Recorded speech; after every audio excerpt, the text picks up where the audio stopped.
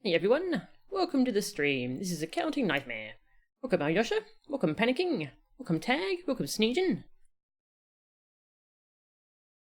There we go. Okay, welcome to the stream. Actually, hang on, I'm just going to check something in OBS. Not sure if there's something I did. Yes I did. Excellent. Okay. Thank you, Croker. 8 months. Thank you very much, Croker. I really appreciate it, and hello, Croker. Hey, Degree Man, how are ya? Firing up the game.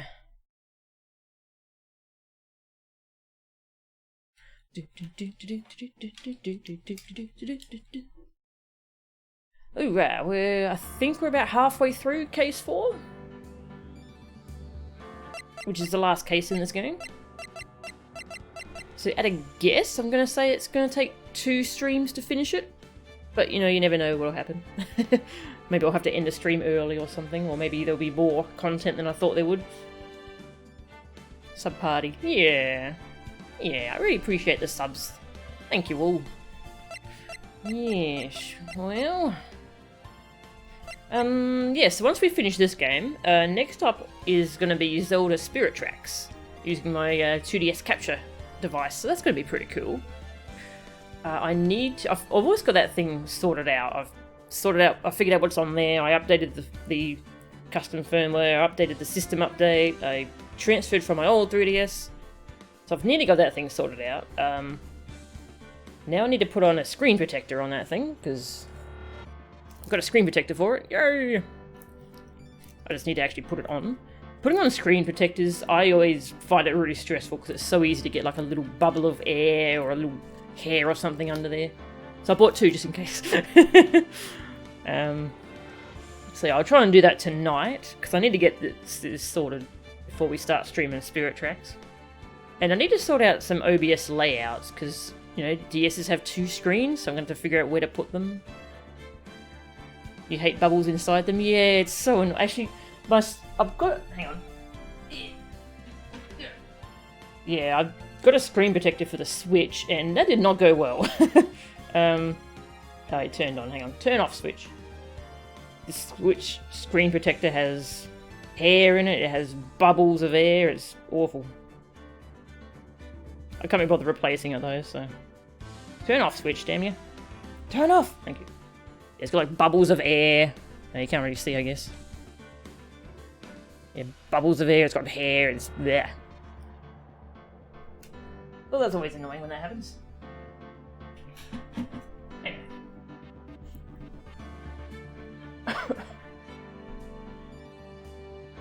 Oh, that sucks, Degree Man. That sucks.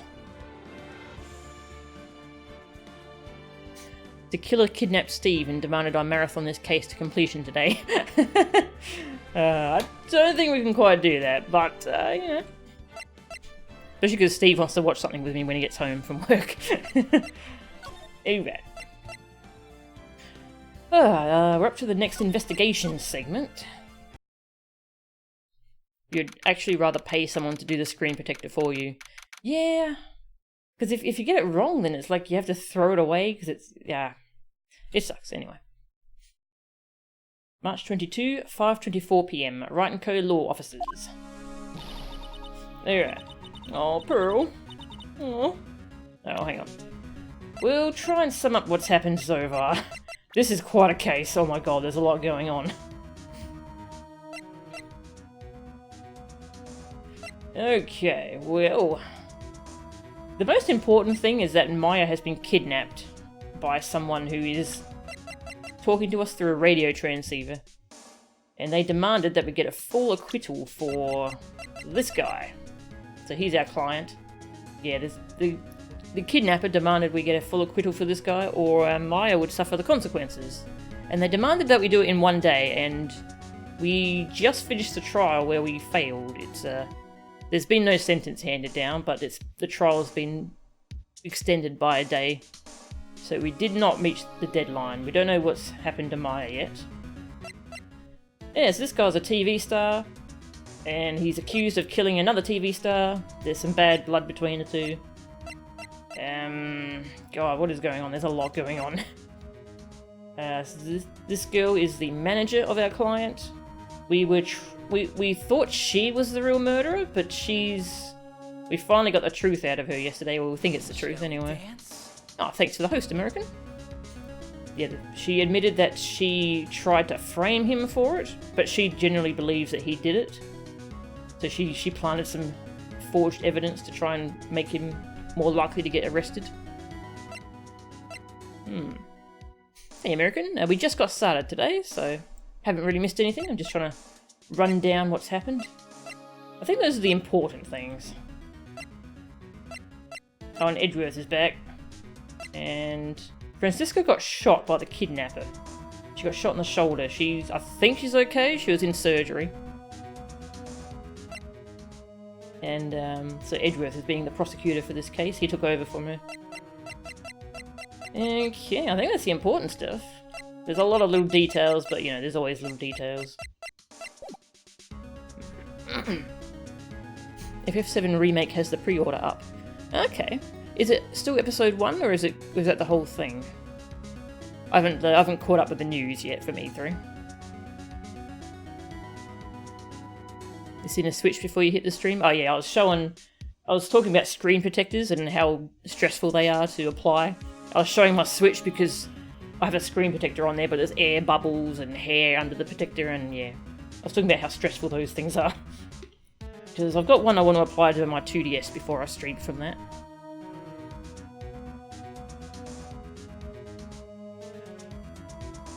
Episode 1, 2 discs. Oh, okay. Alright, hang on, there's a lot going on in chat. Just gonna double check before we get started. Yeah. Okay.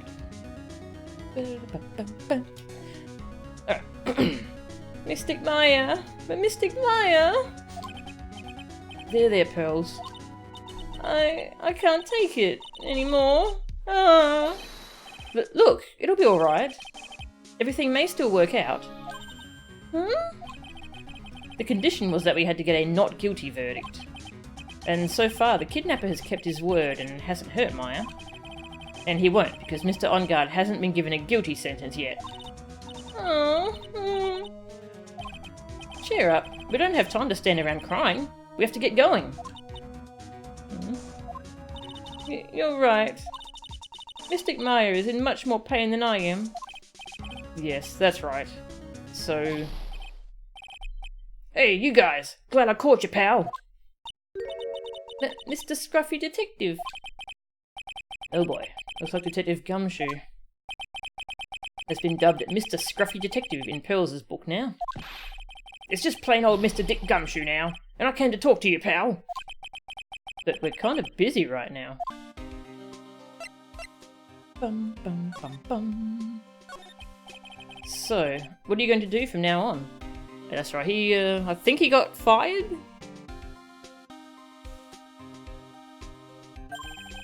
What do you mean, pal? Well, you've been fired, right? So, do you have a new job lined up yet? Oh, that. What am I supposed to do now, pal? I don't have anything coming in at all until my next payday. But what are you talking about? You don't have another payday. I guess that means I'm just gonna have to work here at your place, pal. Say what? You'll be searching for things that will prove Mr. Enguarde's innocence all day, right? Well, yeah. So yeah, I'm gonna help you, pal. I've got lots of experience in investigating and watching over people's places. And I'm great at making really simple meals, pal. I'll take care of it all. Come on, Mr. Nick. Let's let Mr. Scruffy Detective take care of things.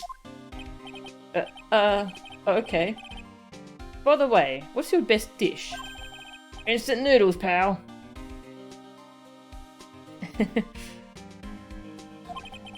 Why am I surrounded by people who only eat cheap, unhealthy foods? Hang on. I'm gonna show him the badge. In case he leaves. Look, it's my attorney's badge. Oh, it's a little tarnished, don't you think, pal? Don't worry, I'll make it all sparkly shiny again. Aww. I'm really touched. Aww, Gumshoe's the best. That was the first time I've ever seen Mr. Edgeworth act like that. Never thought he'd say something like he didn't care if Miss Andrews killed herself. He said that? That's horrible. But because of him doing that, we got the truth finally. The truth? Miss Andrews' last testimony. I wonder if that was the truth. I'll give you that there was nothing strange in her testimony itself, but I still think there is something fundamentally wrong with the whole thing. You mean about that thing, pal? Why would she want to... No, I mean, almost need to frame Mr. Ungard? I couldn't figure that out from anything she said all day. Then you're saying that testimony was a lie? Not a lie, per se. It just feels like there's more here than meets the eye. More than meets the eye. Or that's what Edgeworth would like us to believe. That's such a dirty trick. Even that woman prosecutor was better than that. Franziska von Karma. Speaking of Miss von Karma, do you have any more information on her condition? Wasn't she shot this morning?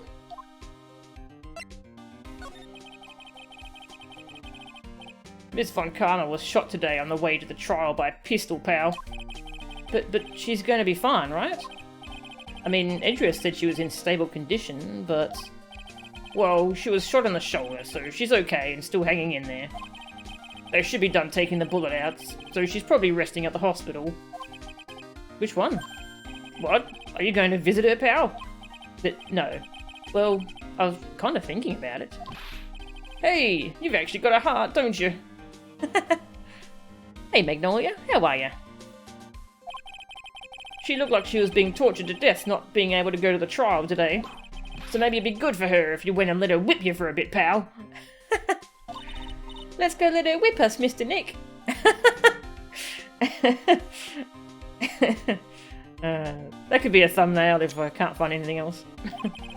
Now I'm definitely not going. Let's see. The name of the hospital. Oh yeah, the Hottie Clinic. Oh no, not that place again. No. That name sends a chill down my spine. Well, I guess it can't hurt to stop by and say hi. Oh, do we have to go there? Hey, it's wilting a little. Oh, I'll give it some delicious water, pal. It's okay. I already did that. The watering can. Where are you, Mr. Watering Can? Did he just call the watering can Mr.? This is the, Nickel Samurai, right? Yeah, that's right. Mr. Nick, please take care of Mystic Maya and be her Nickel Samurai, alright? Not sure if we'll get any new dialogue here. No, that's not new.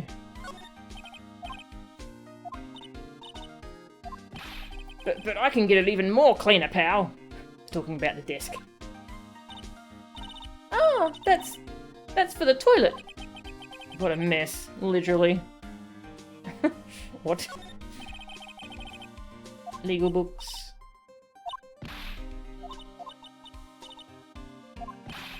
But I can read and I'm tall, pal. But please stop competing with an 8-year-old. It's disturbing. I like how he just chimes in every now and then. What can I show you? Let's talk about people. It'll be okay. You'll see her again, little missy. Yeah.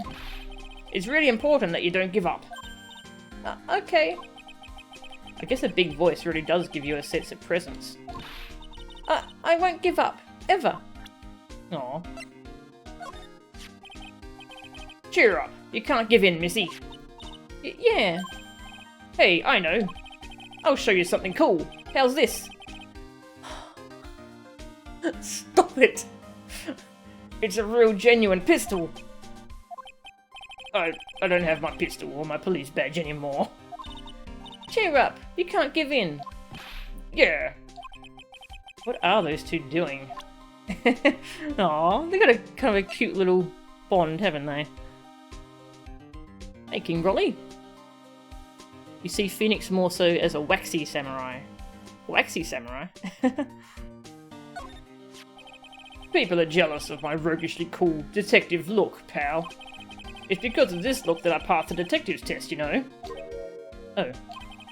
But, you know, people can't coast through life on their looks alone, pal.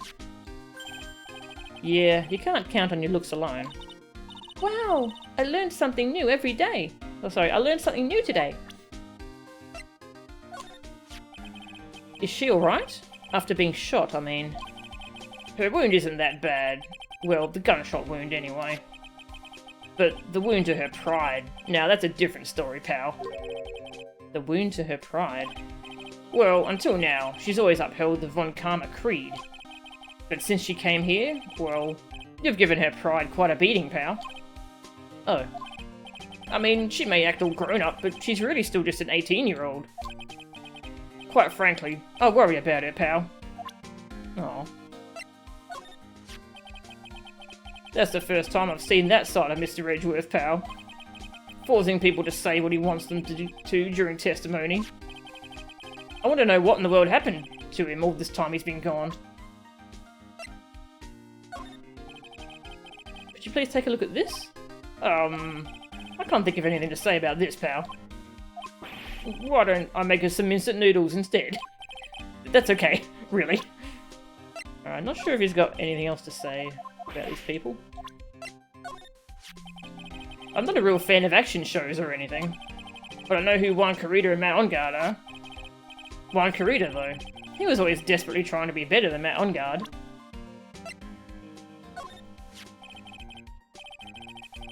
I can't believe it. Maya getting kidnapped all because of this guy.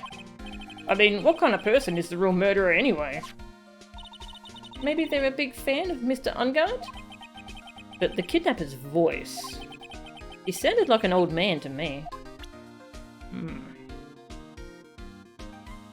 His hair, lots of gel to maintain his spikes. Ah! Very good. You in a drawing mood? Did you find something else to draw? You draw some Ace Attorney characters? Yeah, that could be fun.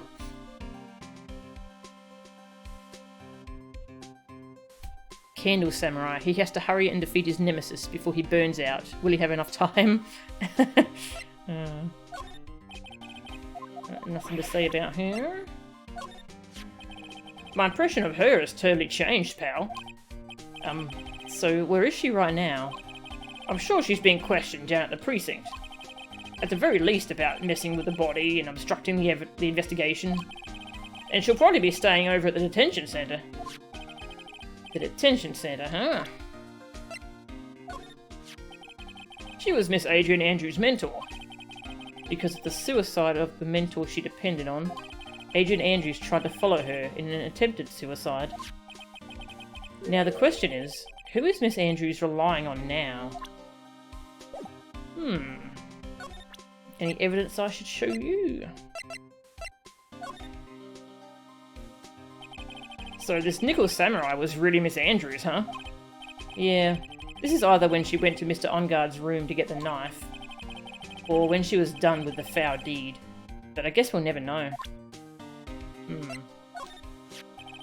Who would have thought that this knife Mr. Engarde used to eat his dinner steak with? Go on. That it would be stabbed into the victim's body by Miss Andrews, of all people. I guess she just hated the victim that much, huh, pal? The question isn't why she hated the victim to that extent, but rather, why she tried to pin the murder on Mr. Engarde. I wonder if she really hates Mr. Engarde.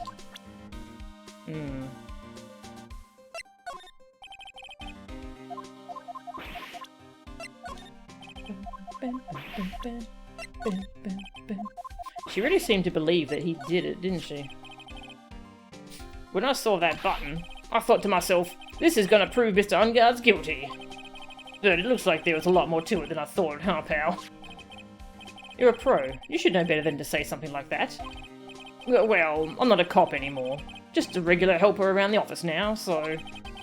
I wonder if he misses working down at the precinct. Probably. They're terrible at drawing people, though. If you find a simple chibi drawing to go off of, you could try. Okay. Might be able to Google some chibis. There's probably some chibi versions of characters. Up to you what you feel like drawing, I suppose.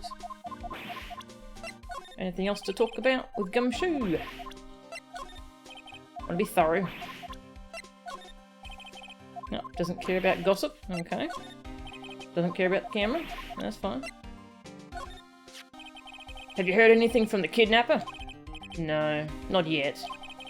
I'm sure once he hears what happened at the trial today, he'll call, pal. But remember, you can't provoke him when you get to talk to him.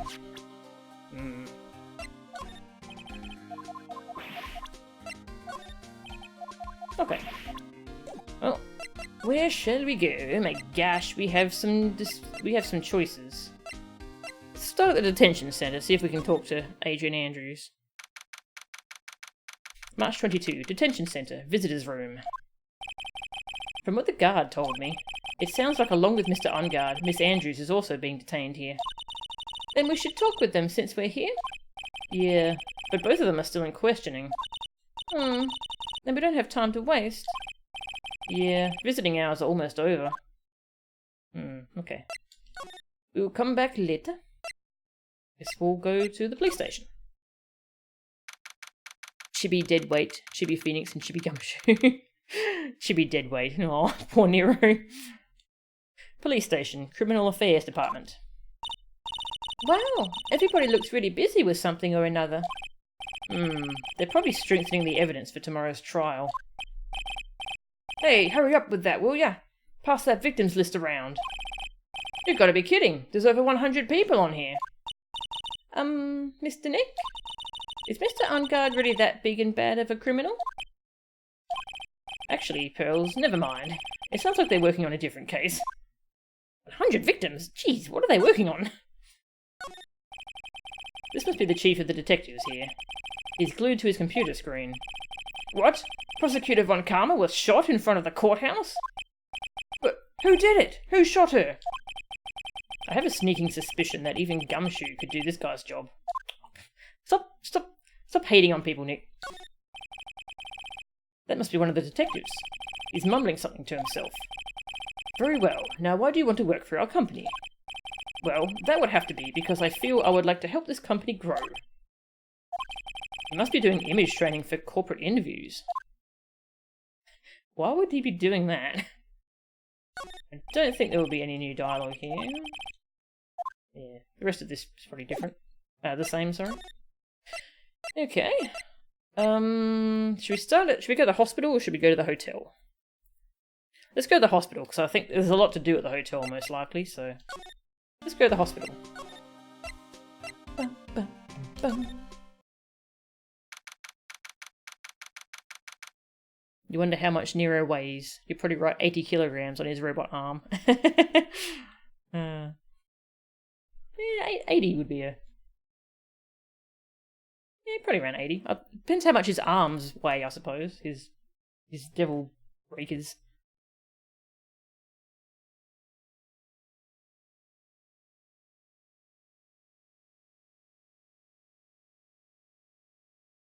Hottie Clinic, reception. Never thought I'd ever come back to this place. Yes, are you here to visit a patient? Oh, why do we have to see this guy again? Hi. Wait a second, you're... yes, I'm Director Hottie. Why are you still here? Yes, what is it? Can I help you? You can tell me. Yes. Director Hottie. Oh, Edgeworth. Edgeworth? Yes, I'm Director Hottie. Oh, you're the man from this morning. Yes. What is it?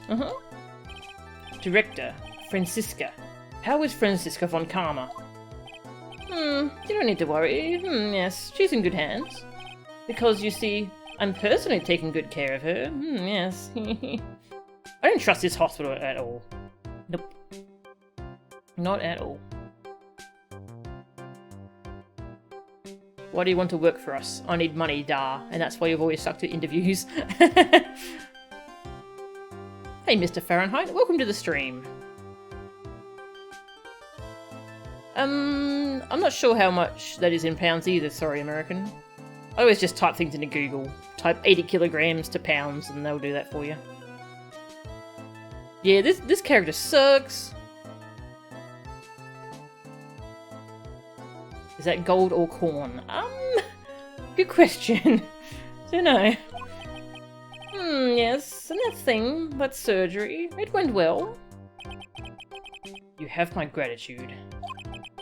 It looks like Edgeworth doesn't know about this director and his secret. She looked so pitiful, absolutely terrified. Yes. But I understand. Yes. Her opponent was a gun after all. And when I snuck up on her real secret like, she would scream really loud. Yes. I see. But she's really cute too. When I do that, she'd whip me with her whip. Boy, did I cry like a baby. Yes. But I think I could get used to it. I hate this guy. Just kill him, please. Go back to your room. You're so mean, So mean, my frisky frisker. But that's good to. Okay. Yes. It's time for my IV drops. Yes. Oh, looking well. And what are those tulips doing on your hands, Mr. Wright? Mr. Phoenix Wright? I knew I shouldn't have come here. Tulips? Hi. I was shot in front of the courthouse in my right shoulder. But it's no big deal. This sort of thing happens all the time. I even had full intentions of running the trial this morning.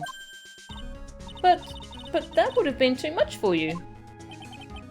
There's no need to act tough in front of us, you know. Regardless, I was dragged here by that man over there. He was so unyielding, one has to wonder if he was simply interested in stealing my case. It was the only logical course of action, given the bullet was still lodged in your shoulder. But by taking over the case, I found myself having to clean up after you and that irresponsible deal you made. I think I know what deal he's referring to. Hang on, I'm gonna show you my badge. I guess that's all I get. Show the badge, get whipped. That's a good response to the badge.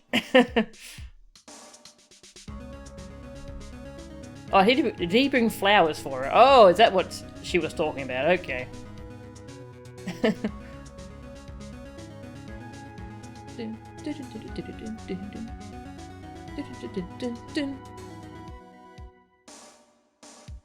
Yeah, that guy is mega creepy. You can just go away. If he doesn't come back, I'll be very happy with that.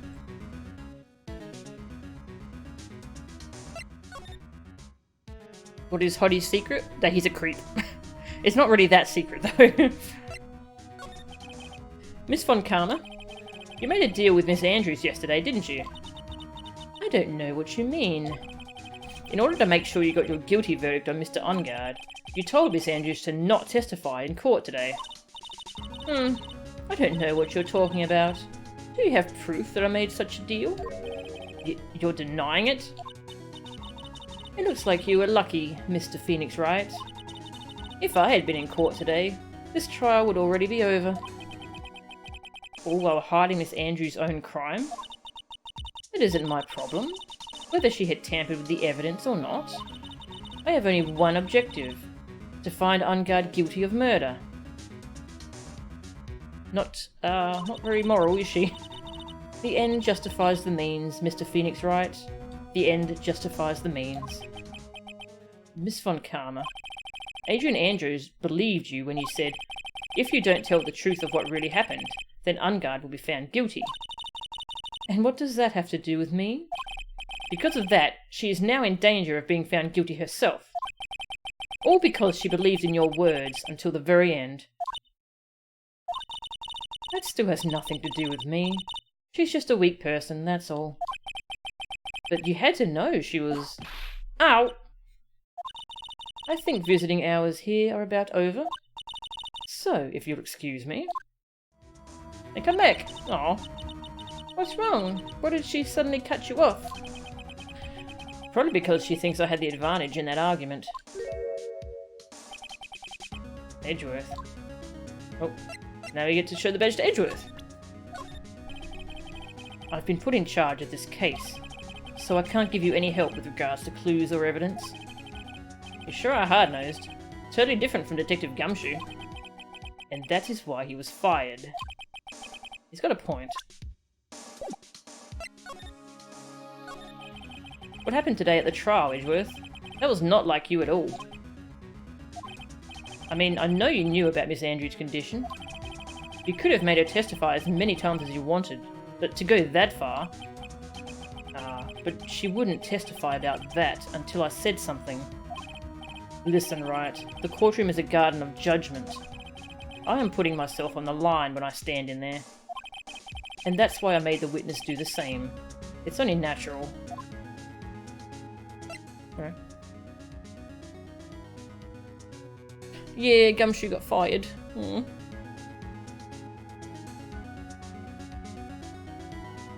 Yeah. No one else seems to get in trouble for lying and such. By the way, Edgeworth, you were really angry in court today. That's rare for you. Witness, that card! Give it to me, hurry! Do you have any idea what you have stupidly, yet inadvertently done? This. I can't believe you hid this from me all this time. That card. What in the world is it?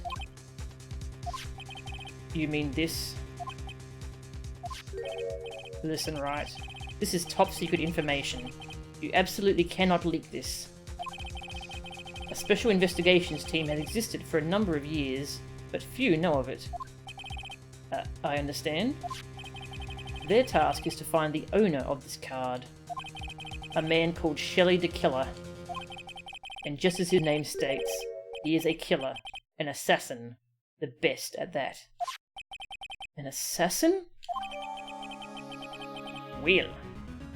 Picture card was placed next to the victim at the time of the murder. Miss Andrews was carrying it. Hey, Counting Kittens! Yeah, this is the second game, and it's case 2-4, the final case of the second game.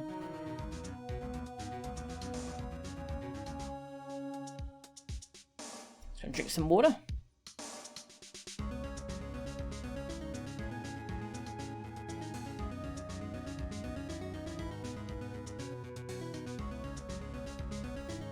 Yeah, so it's kind of hard to run down everything that's happened, because there's been a lot that's happened, but the short version is that Maya has been kidnapped by someone who talks to us over the transceiver, named The Killer, and we can assume that's the same The Killer as this person.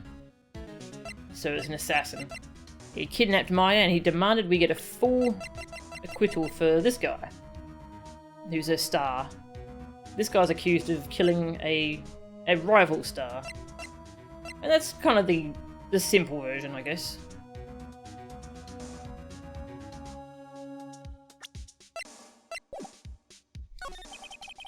So who is this Shelley the Killer? The Killer is the name of a long-standing line of assassins. Long-standing? The name first appeared about 100 years ago, I hear. Shelley is the professional name of the third heir to the Killer name. So because his professional name is Shelley, he leaves cards with a shell on them? He has a habit of making sure to leave a card by the body of his victims. Why would he do something like that? We think it is a part of his duty to his clients. His duty? If he leaves a card, then his clients can be assured it was he who killed the victim. It also serves as insurance against any charges being pushed onto his clients. I see. The Killer values the trust between his clients and himself above all else. It seems that this is one honourable assassin with a moral conscience.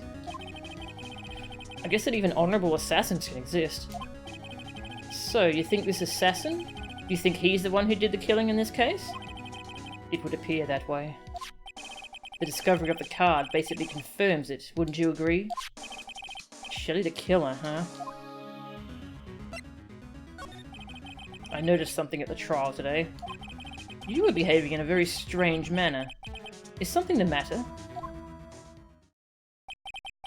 I guess I should just tell him. Maya, she's been kidnapped. Kidnapped? What does the kidnapper want? An acquittal. I see. I had no idea. I will prepare a rescue team as soon as possible and resolve this by tomorrow. Really? Did you hear that, Mr. Nick? But Mr. Edgeworth is going to... Stop trying to console me, Edgeworth. I don't need your pity. Yeah, that's right. Phoenix is angry at Edgeworth.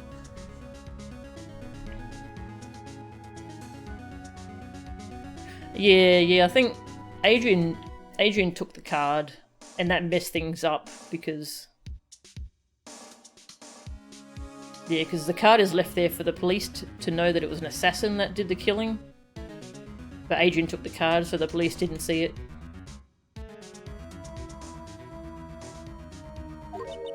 Mr. Nick? There's no way you can find her. We don't have even a single lead to go on. There's only one way to save her. I have to get acquittal somehow. It's the only way. Right. Listen, you need to know something. Juan Carita was killed by Shelley the Killer. And the client who ordered the job is Matt Ungard, your own client. Please, stop. I can't listen to you. I can't believe that. I see. Well, if you want to continue your investigation, you will need this. What is it? The hotel right now is restricted to police personnel only, as we are looking for any clues that might lead us to Shelley the Killer. But if you take this with you to the hotel, I'm sure they will let you enter. Letter of introduction, received from Edgeworth. Allows bearer to freely investigate the crime scene. Thanks. In any case, I must attend to the preparations for Maya's rescue team. We'll meet again, if anything should happen. Now, if you'll excuse me. Mr. Nick? Do you think Mr. Ungard hired an assassin? No way. I mean, he doesn't have a psychlock. Yeah, I guess not. Maya. Please, all I ask is you make it home, safe and sound.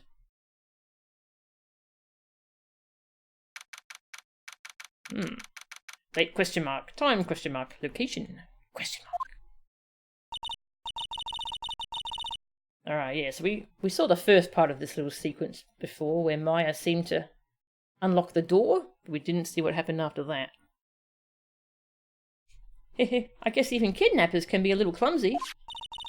Clumsy enough to drop a card like this for me. And even though he said he was an assassin, I bet he's just making that up. Like how Nick does with everything in court.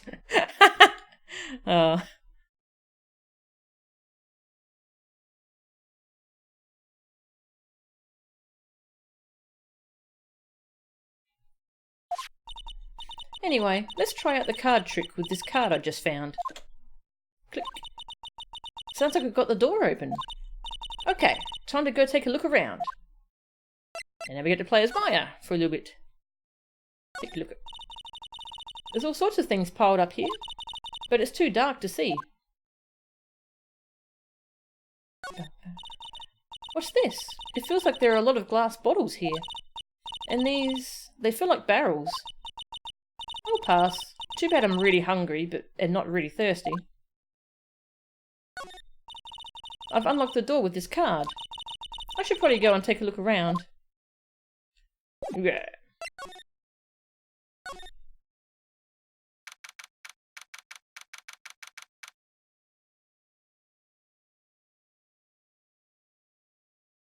Yeah, the prosecutors have all the power here. They work with the police and... yeah, the prosecutors have all the power and the defense attorneys are just kind of there. They don't have much power at all.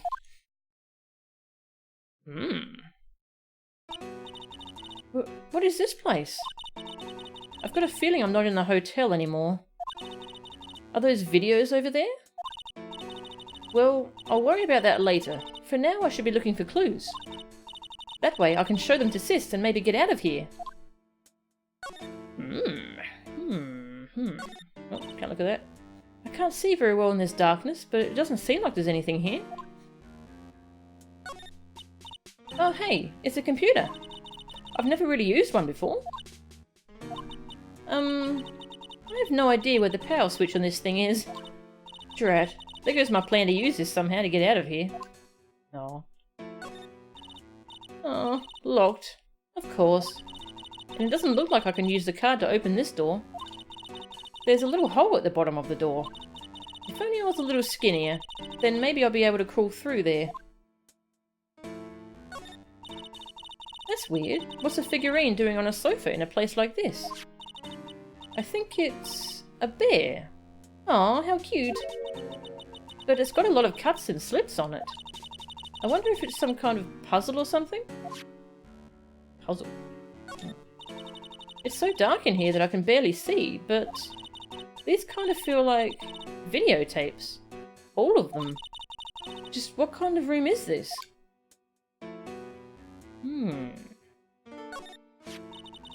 There's a framed picture sitting on this coffee table. It's a picture of a woman. She's kind of pretty. That's yeah, that's her. It was Kurita's manager. Hey, looks like something's written here. Let's see. I think it says, "With love, Celeste." I bet this could be a clue.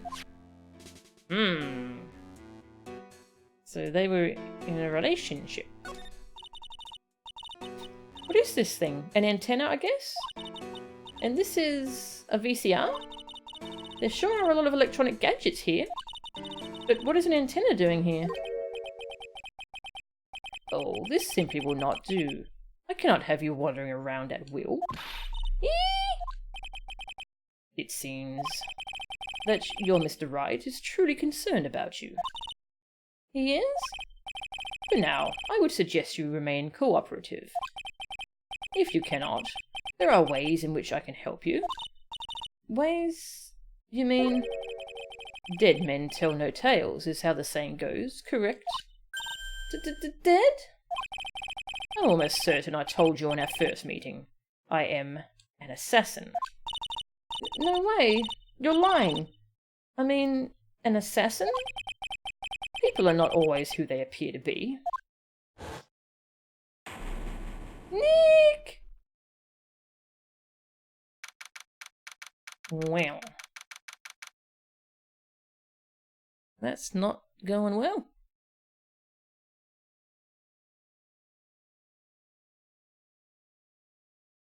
VCRs, widely used in Japanifornia in 2017.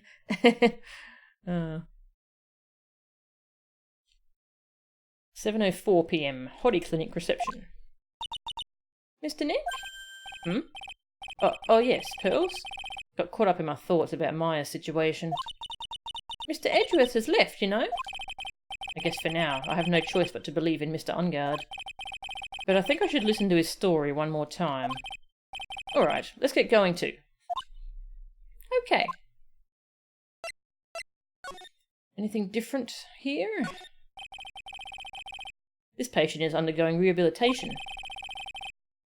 Wasn't that patient standing in the same spot the last time you came to visit? Doesn't look like they've moved any closer to the reception desk, huh? Is this clinic really doing anything? Is that patient really getting better? Hey, don't just cut into my monologue like that. I'm explaining things here. Oh, sorry. Yes, most sorry. Yes, I like how they're just pointing out how this background hasn't changed at all. This is the clinic's reception desk, but it doesn't look like there's anyone at the counter. On the wall is this month's Word to the Wise. Put your best foot forward. Putting this up at a general clinic like this doesn't really mean much, does it? Yeah, I don't think there's much to look at here, honestly. I wonder where that door way down there leads to.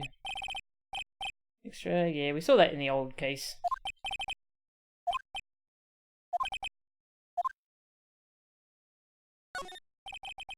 Waiting area.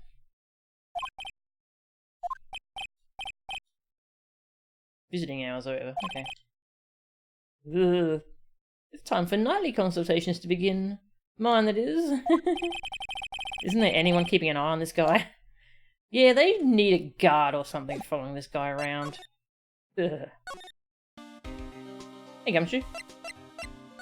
Did I get anything new? Yeah. What do you know about this card? Oh yeah, do you know about this card? Card? Edgeworth, for some reason, went pale the instant he saw this card. Hey, I know what this is, pal. You do? No matter what way you look at it, I'd say it's a picture of a shell. Thanks. I think this was 2004. Was it made 2004? Because it was set in the future when it was made. I think it's set around this time.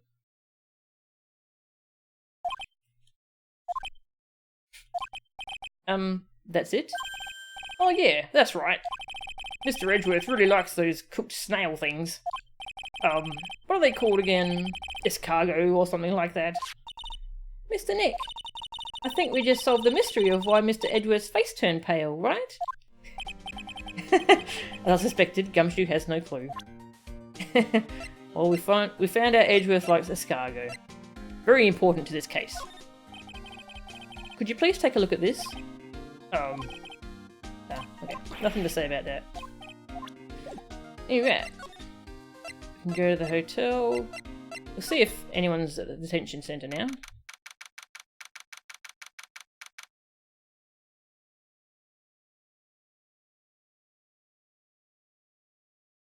You think it was set in 2012? Okay.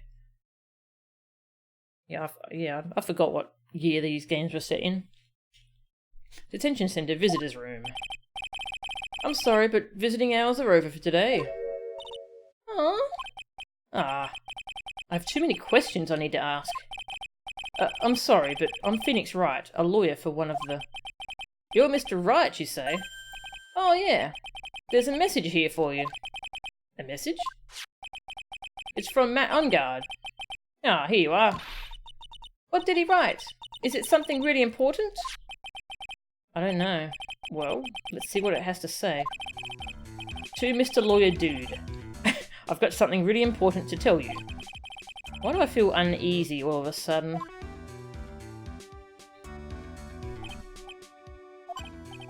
Oh, Mr. Wright. So actually, I have a favour to ask of you. I had this cat named Shu. I didn't put out a lot of food when I left the house, so he's probably pretty hungry. You think you could drop by my house and feed Shu for me, dude? My house is just a little ways down from the hotel, alright?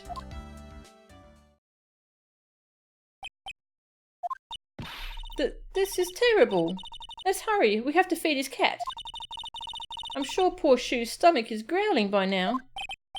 Yeah, I guess. Matt's note jammed into a pocket. Please feed my cat Shu. My house is just a little ways down from the hotel. A client's request is a request. Guess I should go check up on his cat. Yeah.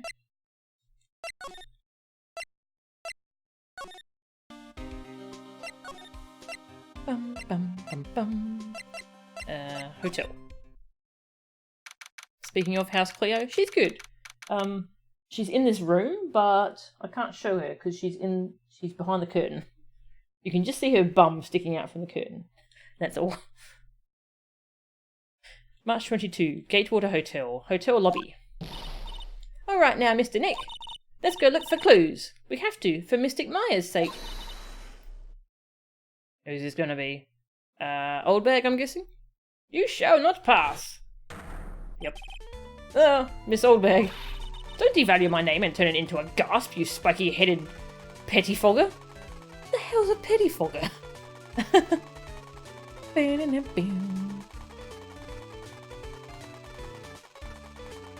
You're playing Overwatch while listening and stuff. People are so mad about an assault bastion. People are always mad about something in Overwatch, aren't they? A star who doesn't have staff to take care of his house. Yeah, it's kind of weird, isn't it? Because of you, I've been made to look like the bad guy again. Although I did get a piece of gum from Edgy Boy, just as he promised. But what I really wanted was something much more valuable. I wanted Edgy Poo's heart. Blah, blah, blah, blah, blah. It's all your fault. Ah! Ah, Miss Oldbag. Keep your hands off me. This helmet is airtight. No air gets in and no air gets out. Then why do you keep putting it on? Don't think you can get me to move with silly questions. You're going to have to defeat me if you want to get by. I'm not hearing this.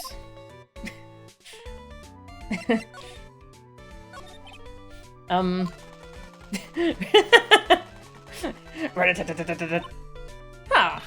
You're a million light years too early to be asking me questions, whippersnapper. Looks like the only way I'm going to get any investigating done is to first do something about this kooky alien. Yeah.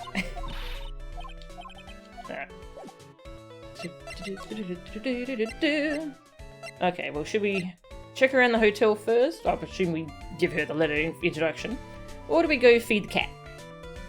Let's go feed the cat. Competitive games equals angry players. Exactly, Tag. Basically any kind of player versus player thing, and there's gonna be lots of angry people. That's why I've realised it's really not my kind of thing anymore. Ah, that's a cute picture, Sneegan. The cat in the curtain. Cats are so cute in curtains. Pettifogger is basically a bad lawyer. Oh, really, Dashiku? Thank you. I'd never heard that word before. March 22, Ungard Mansion, living room. Sure is dark. I'll go turn on a light. Whoa, what the...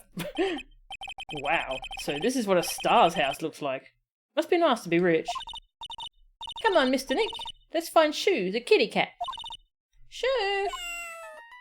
Meow! So I guess this is Shoo. Aw, what a lovely cat. Hello, Shoo. Meow. The cat seems to like pearls. Pardon me.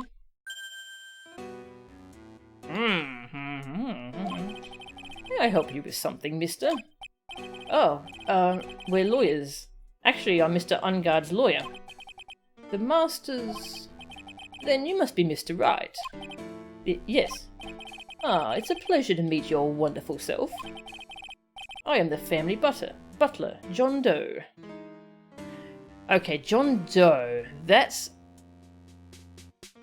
the term for a victim who's been unidentified so far, isn't it? John Doe and Jane Doe. Yeah, Jane Doe if it's a woman, and John Doe is a man.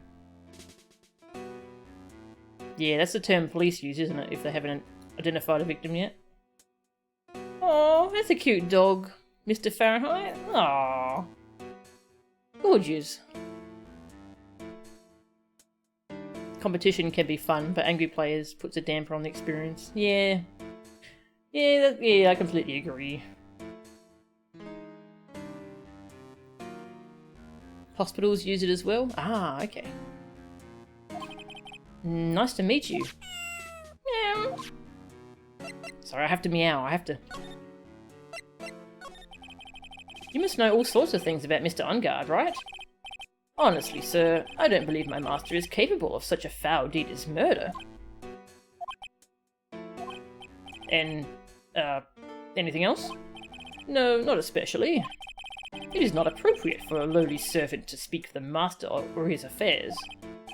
Are typically butler-like, as it were. Mr. Doe, how long have you served at this residence? Well, sir, I would have to say maybe about 1 year. And, anything else? No, not especially. It is not appropriate for a lowly servant to speak of himself and his affairs. You know, I would have thought Mr. Ungard the kind to have a maid over a butler. That's a very cute cat you've got here. It is my duty to take care of him. The master rather fancies Shoo. And, anything else? No, not especially. It is not appropriate for a lowly servant to speak of the family cat. It's not appropriate for a lowly servant to speak of the family cat. That's great. Yeah, if he already had a butler, he wouldn't ask me to come feed the cat. Well then, I guess I don't need this piece of scrap paper anymore. Matt's note crumpled into a ball and thrown away. Well, I'm afraid I must take my leave of you now. Oh, he's gonna leave? Oh, I didn't get to badge him. Oh, we should probably get going ourselves. Ah, so young, and yet already so accomplished. A master of law. But there is also a lot to be proud of in being a butler, in charge of the house and all. Thank you for the compliment, sir. People are not always who they appear to be. Now, if you'll excuse me. Meow. No, I didn't get to badge him. Oh no, have to reload a save. No, I'm not going to do that. No, we get to look around at least. Why does he have a motorcycle hanging from his ceiling? A giant bicycle is flying through the air. That bicycle, Pearls, is one where you don't have to pedal, and it moves on its own. Really? Wow! But sorry to disappoint you, it can't fly. Oh, that's too bad.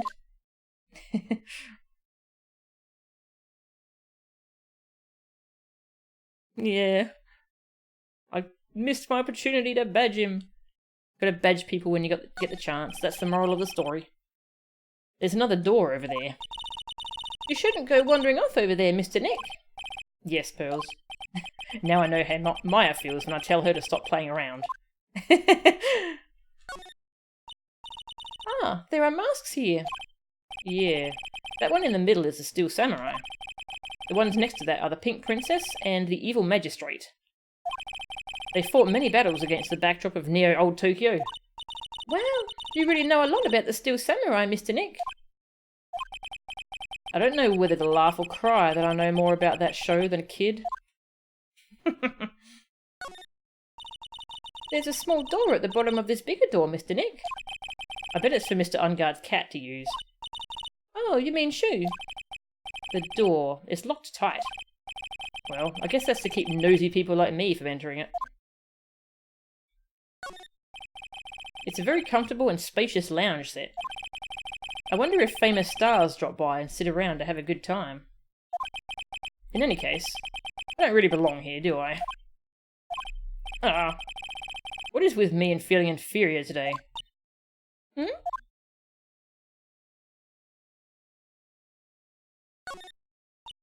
Oh, there's a giant cooking hearth here. That's actually a fireplace. How are they different, Mr. Nick? You know, I've never actually seen a hearth before, come to think of it. You should come and visit Fey Manor then. I'll show you one when you do. Rich, but he has a fireplace. You know, there's better ways to heat your home. Yeah, well. But I guess that's all there is to do here. Yeah. Let's go to the hotel.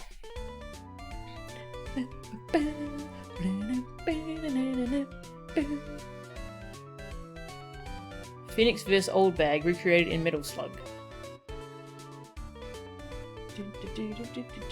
Oh, yikes. That thing's pretty gross, whatever that is. Yucky.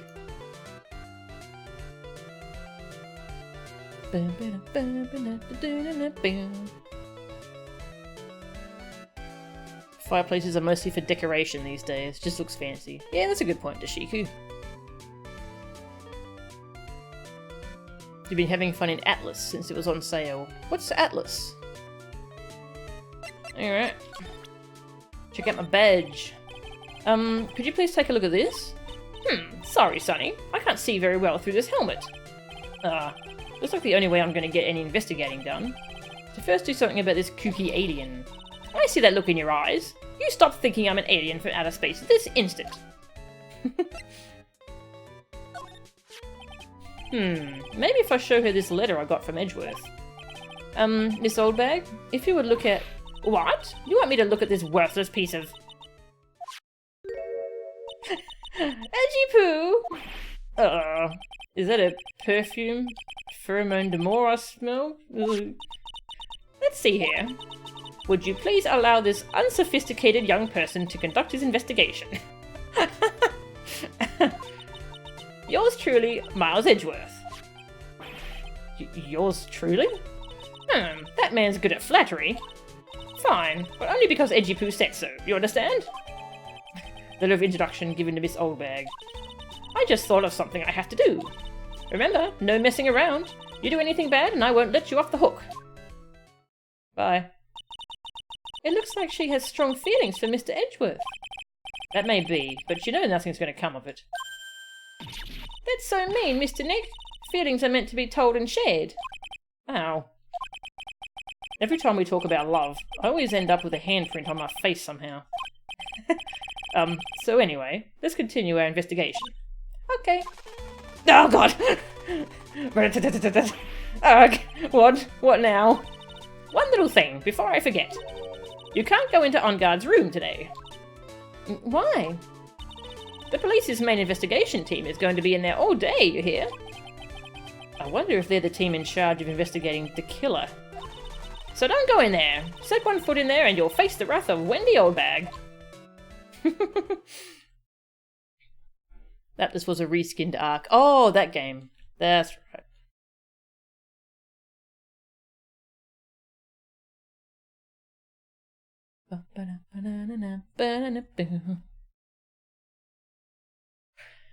Okay, don't know if there's anything we care about looking at today.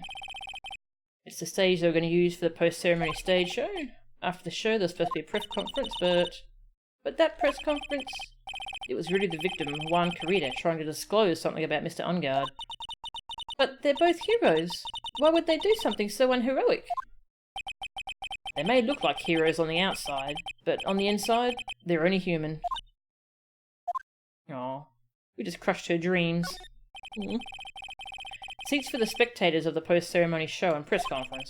But it's too bad neither event is going to be held now. These cameras must belong to the press that came to cover the conference. They're all basically doing the same thing, staring at the empty stage. A lobby with a grand staircase always feels enormous. But right now, the only thing filling this enormous room is anxiety about the murder. I really hope nothing else bad happens here. Don't say that, Nick. Something bad will happen.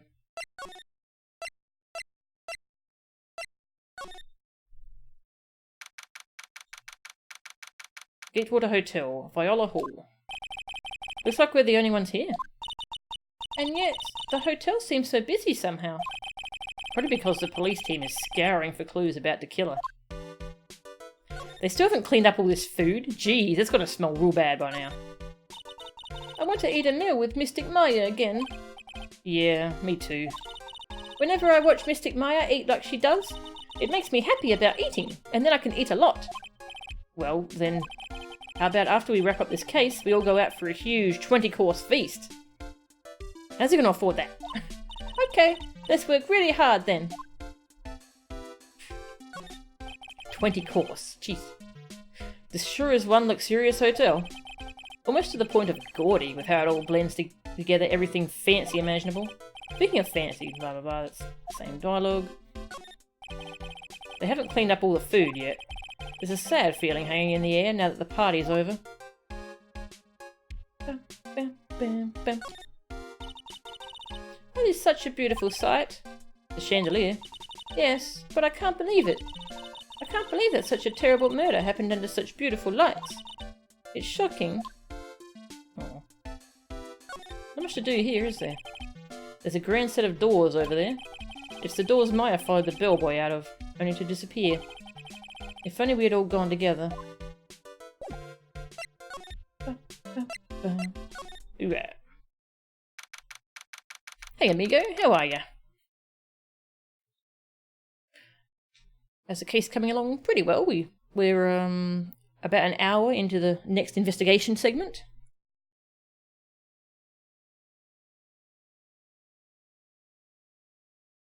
So we found out what happened to Maya after she managed to get out of her little... She managed to open the door.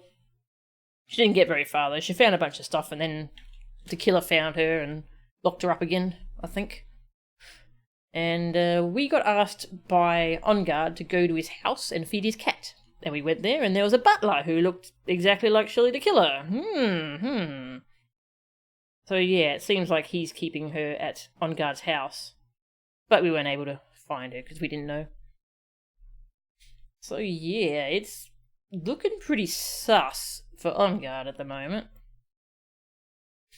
Alright, March 22. Gatewater Hotel, hallway.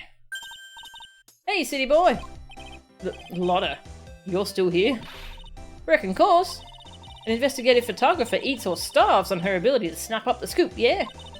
But this hotel just has that aura of mystery. You know, like something's always about to happen. But, did you have a camera? Rec given. A photographer's gotta have cameras out the air like corn to be a real pro, you know? So I'm hanging around here. Speaking of cameras and feeding the mouth, do you have mine, you bread thief? Why can't you drop that thief thing already? I want to ask you about the night of the murder. What? You're really gonna shell out the bucks for the info I got? Lotta, you were loitering in this hallway the night of the murder, were you not? Well, kinda. But... brace yourself, Phoenix. Here it comes. I didn't exactly hang around here the entire time, you know. Followed a few stars around. Got a few autographs, shook a few hands, had a soda pop with a few of them too. Looks like she wasn't here the entire time that night. The security lady also wasn't in this hallway the whole time either. I guess this means there's no one who can tell us who came and went that night. So, about the note that was inside your camera case. Oh, that ditty I wrote? Yeah. Can I believe what you've written? You mean the stuff about Ungard shoving his manager lady onto Kurita? Yeah. Oh, well, I reckon you best not be believing that. What? Look, I sort of wrote that on a whim, you know? Writing whatever came to mind. Whatever came to mind? Yeah, when you get down to it, it's just a lot of random bull dooders. Bull dooders. That's a good one. Yeah, Phoenix hasn't asked Ungard the right question yet. We asked Ungard if he killed him, and there were no Cyclops, and he said no. But if he hired a hitman, then he might consider his hands clean that he didn't kill. Yeah, we got to ask him some other questions once he shows back up. Hey, what's with you? Why are you staring at me like my grandpa used to?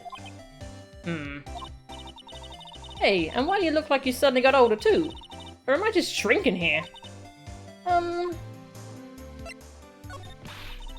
my baby! My $1,600 baby! What's with that red-coated prosecutor anyhow?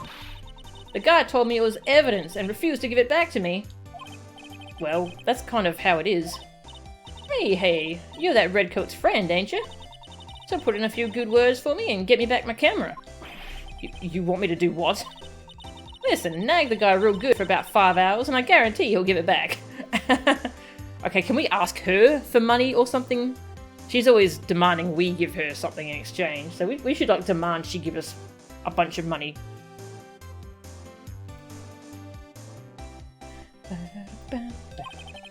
Why don't you do your own dirty work? Well, I reckon it's time for me to get going. A tabloid photographer without a camera is just a tabloid, huh?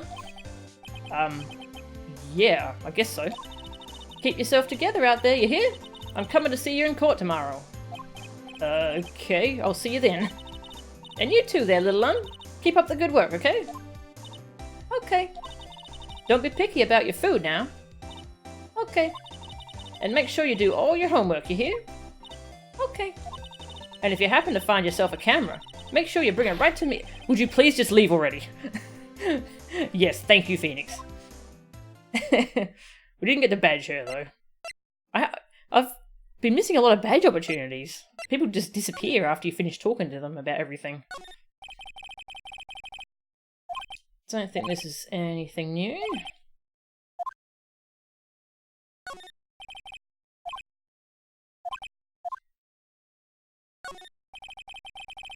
There's a piece of paper taped to the door that says Matt Ungard's room.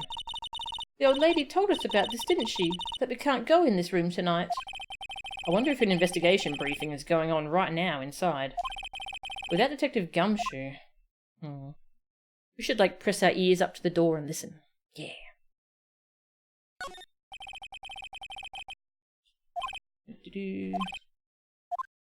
None of that's new. Wonder what exactly happened in the room behind this door. Even now, no one really has any idea. Stuffed bears. Alright, let's go in. Karita's hotel room.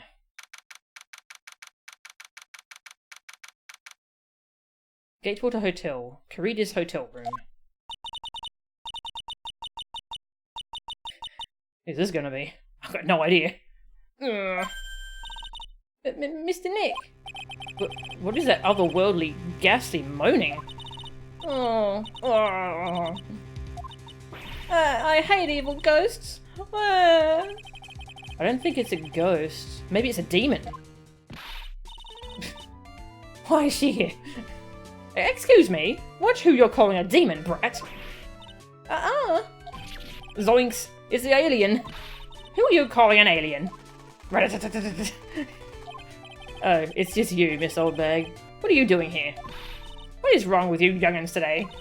I came down here to pay my respects to my poor Juan, and you're disturbing me. Oh boy. Please talk to me about the night of the murder, just one more time. I talked about it plenty at the trial. I was fooled, tricked, deceived by that fraud of a photographer and her note. She was loitering around here with that imbecilic look on her face. With that imbecilic look on her face? Okay, got it. Now hold on a second there, you little pipsqueak. If you're going to take notes, at least make me sound better than that. Oh, alright. Now I've seen everything. But you know, I was working that night too, doing my job, minding my own business. So it's not like I had time to waste standing around here the whole night. I'm gonna badge her before she disappears. I don't have anything to say to delinquents like you. Urgh, she's clamming up like the old clam she is. Please, anything would be helpful. Well then, how about I tell you... Oh yeah, that quote from the other day.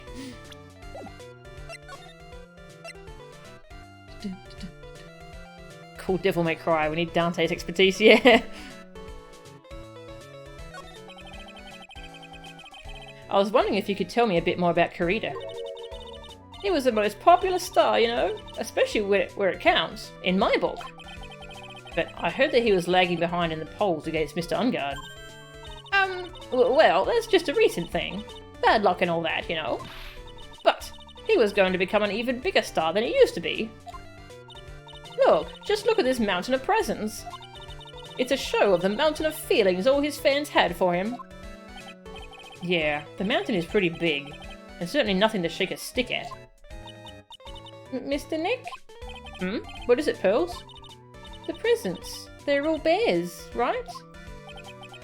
She's got a point. There isn't a single thing here that isn't a bear. All of Mr. Karita's presents from his fans seem to be bears. Oh, that's because you can't think of one without thinking about bears. Bears? Why bears? You don't know? When my dear Juan was training, he fought bare-handed with a bear. He refused to give in and let the bear win, but after the fight they became friends. Wow, what a heartwarming story. Look, it's just like in those young people's dramas. I can see those two tuck it out. Down by a river going, "Heh, you sure can fight. You too, bub, you too." Did all that really happen? It's in his biography, bub. What a load of crock. So ever since then, fans have been giving him bears as presents. Yeah, nice. Bears. I'm Uncle Bear, and I say it's barely 8 o'clock. What is that infernal racket? It's one of the presents going off. Sounds like it's already 8 PM. Way past your bedtime. Ugh, that startled me. I thought I was going to die for a second. 8 PM? That's the time when the award ceremony ended that night, remember? Time sure flies. Hard to believe it's been 2 days since the ceremony. Ruh-roh. The transceiver. Hello? Hello? This is not a phone. Maya, how is Maya? You haven't hurt her, have you? It seems you were not able to fulfill your end of the bargain, Mr. Attorney. I have heard the news. So it would seem my present did you no good. No, Mystic Maya! Mystic Maya! One more day, please. All I ask is for one more day. I'll get a not guilty verdict for sure this time. Please. I suppose if I must. I need that acquittal more than anything else, after all. Please. Please let Maya say something. I want to hear she's alright. Alright. Then... a little... What is with the static all of a sudden? Hello? Hello? It seems... bad. Connects. Damn it. Did the transceiver just suddenly break? Excuse me. Well, what happened? I don't know. All of a sudden, it became nothing but static. Oh, Mystic Maya. Mystic Maya. Why did the transceiver suddenly break like that? I should probably have an electronics expert look at it. The sooner the better. An electronics expert, eh?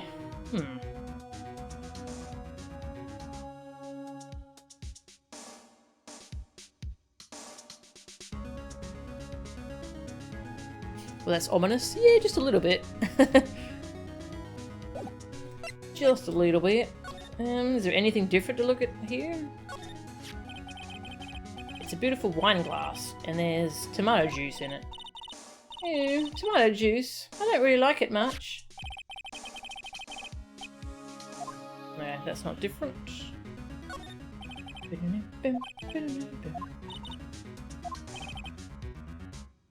There's glass shards. They're probably from the glass vase Miss Andrews knocked over. So, the Nickel Samurai's costume was in here? Yeah. I can't believe Mr. Kurita went so far, just to say bad things about Mr. Ungard. Well, it was a press conference, so he had to go in costume. But weren't Mr. Ungard and Mr. Kurita friends? They weren't friends. They couldn't be friends because they were rivals. So, a rival is someone who is a strong enemy?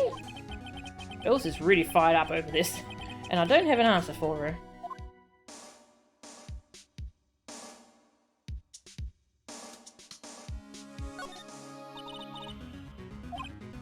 Bed.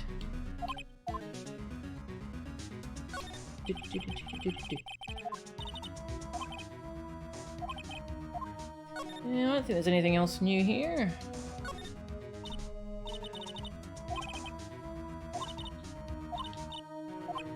Yeah, this is the same as the other day. Bears.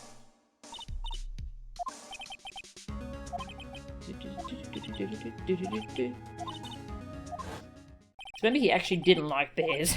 He just got sick of people sending him bears because of the dumb thing he put in his autobiography. Well, if you're gonna lie like that, then haha. Serves you right.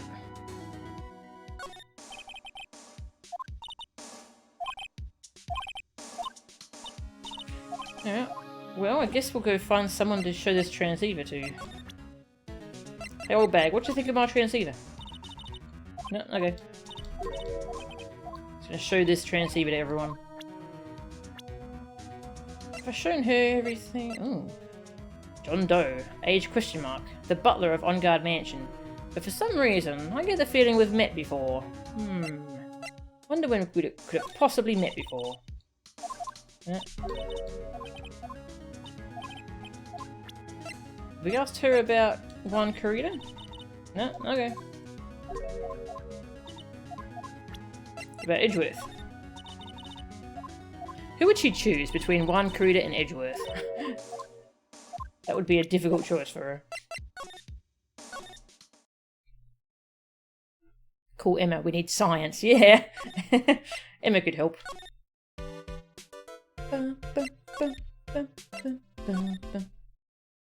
Alright, where are we gonna go?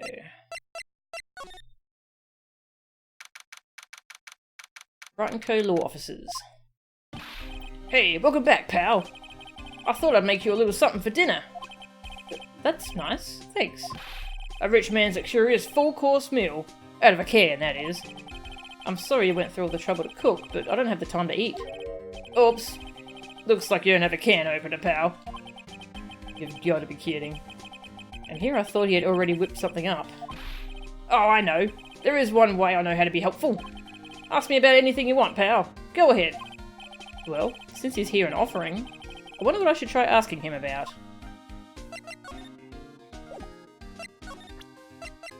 Help. The transceiver?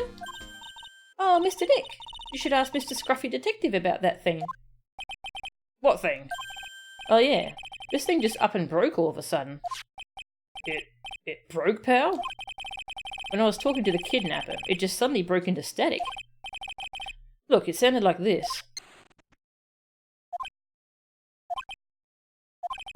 I don't hear any static, pal. Huh? Maybe it fixed itself? That's strange. I'm sure it was making a loud static noise. Maybe. Maybe what? Maybe it was electromagnetic interference, pal. Electromagnetic interference?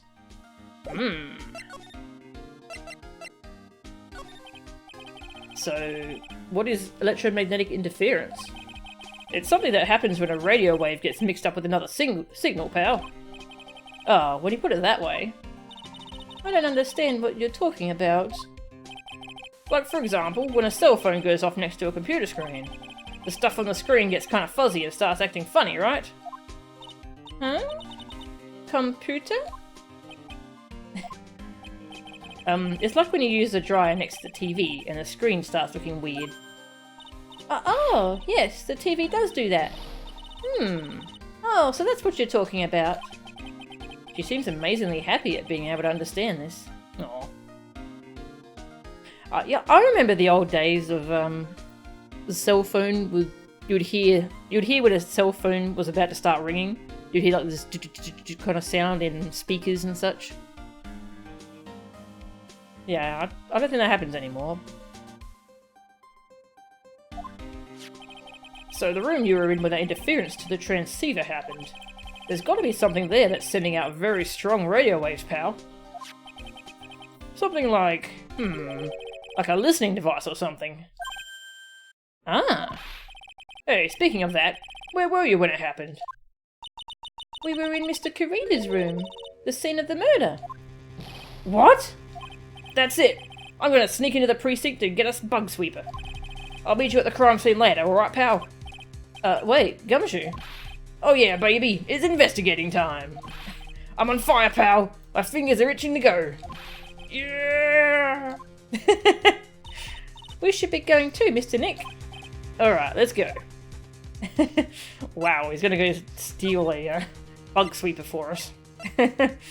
Wow. Wonder if we can see him here? Nah, he's gone already.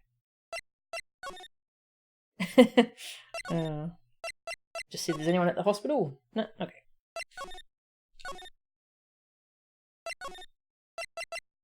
Oh, no! Oh god, I meant to go to the hospital. No, not the hospital. Hotel. They both start with H. And they both end in L. Coincidence. Gumshoe's a pal. Yeah. Gumshoe's the best. I should just save. I haven't saved in ages.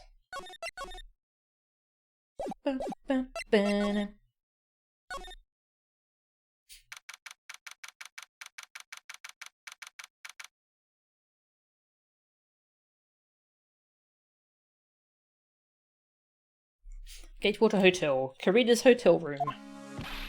Hey, you're finally here, pal. Sorry to keep you waiting. Do you have the, Bug Sweeper? Well, you see, I got busted trying to sneak in, pal. Then suddenly I'm staring at the precinct doors. From the outside, I mean. So yeah, I couldn't get one of the police Bug Sweepers. Oh. What do you mean you couldn't get one? We need that item. Hey, calm down, pal. I didn't say I didn't get one, just not the police's. Wow, so this is a Bug Sweeper? It looks a little broken. Hey, this was made when I was in elementary school, pal. Oh? By who? Me, of course. Ah, seeing this shot brings back memories. Wow. Okay. That's right, he did make the Blue Badger, didn't he? He made that Blue Badger thing from Case 1-5. Hey, don't look down on that, pal. Sure, it looks a little beat up. But I put my heart and soul into building this puppy here. Your heart and soul? It'll work. Trust me, pal. It'll do the job. But you can't set the sensitivity. So it's going to beep at anything that gives off electromagnetic waves. But isn't it better that way? Well, anyway, since I brought it all this way, might as well give it a whirl, right, pal? I'm getting that sinking feeling again. Okay, now I'll tell you how to use this baby. There's a listening device or some other sort of bug hidden in this room, pal. So we're going to find it, right? Right. Now, first, let's turn the sweeper on. Next, move the sweeper around to give the room a real thorough look-see, pal. The sweeper will let you know how strong of a signal it's picking up, so keep an eye on it, okay? Once you find something that's giving off a lot of radio waves, press enter to lock onto it. There's a lot of things here that's going to give off radio waves, so let's take a good look at anything and everything that seems suspicious. Okay, pal? Alright, I'm gonna go stand outside and keep an eye out. Give me a yell if you find the bug. Got it, pal?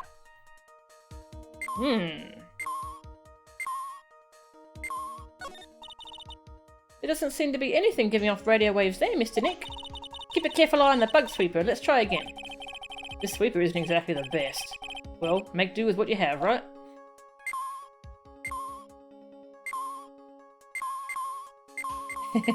Stereo. The radio is on and playing something. Oh, it's Kids Question Corner. Professor, why is the Earth round? Yes, why is it, Mr. Nick? Why don't you listen to the radio program a little more, Pearls? Wait, why is that on at 8 PM? Isn't it 8 PM? I don't really think the listening device is in the TV, of all places. Looks like the TV was left on, and it's now showing an old samurai movie. Yeah, this channel plays all sorts of international movies, as well as domestic ones. You know, every time I watch one of those old movies, I always think, wow, these Japanese stars are really good at English. Yeah. When I grow up, I want to study Japanese. I should probably keep my mouth shut here, and not destroy her dream. I wonder what that dialogue was originally. Well, the listening device isn't in the air conditioner. Ah, yuck! This air filter is covered in dust and dirt. Yeah. Come on, Mr. Nick, let's wash it. I wonder if being a neat freak makes even the tiniest dust bunny look colossal. What? Oh, nothing.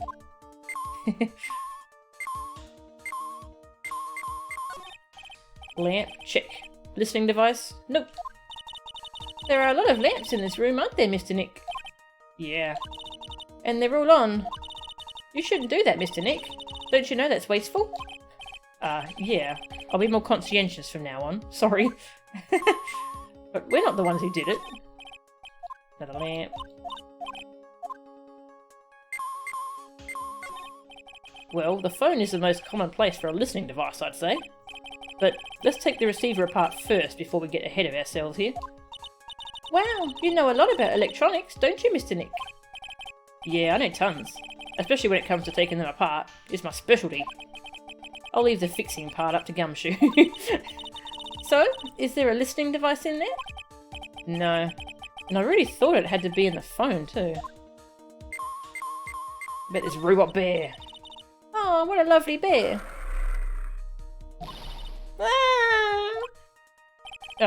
This must be one of those fancy bear-shaped toy robots. It's a robot? It's a real robot? Yeah, it's a real one. Mr. Nick? Yes? How many horsepowers is it? How many horsies? Horsies? Well, look, it's a bear, so, how much bear power is it?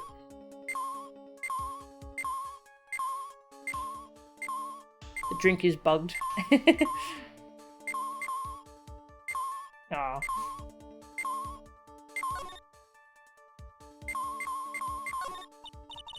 Oh, the water in this hot water pot has run out. I'll go get more water for it. Okay. Sounds good. Looks like she's forgotten all about looking for the listening device. This is a refrigerator, right? I really don't think the listening device is in something like this. Because it's filled with nothing but healthy vegetable juices, right? Yeah, sure. What does that have to do with listening devices? There's a lot of dialogue here, isn't there?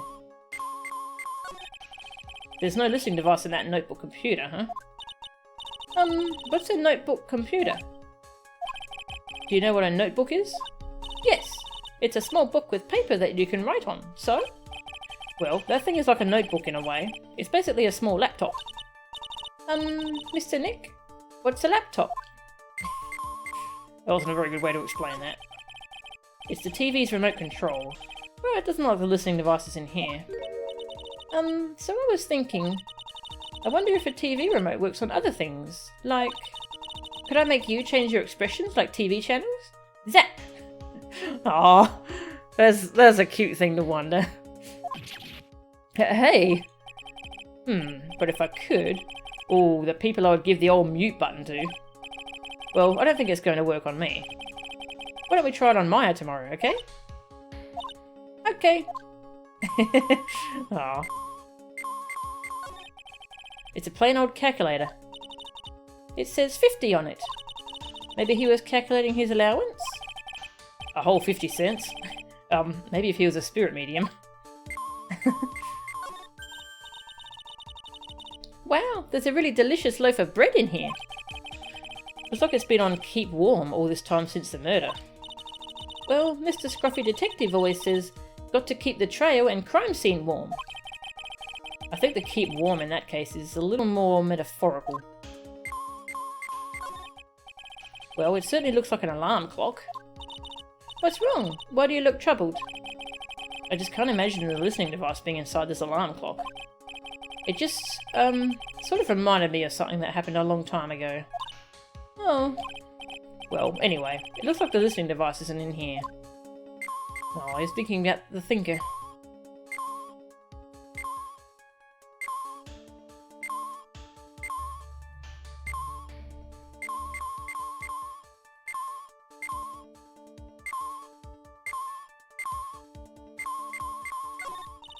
What's this?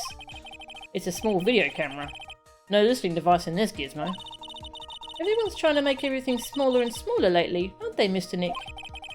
That's what it seems like. But I want to grow bigger and bigger. Well, eating only vegetables isn't going to help you there. You have to eat meat too. I thought it was in one of the bears.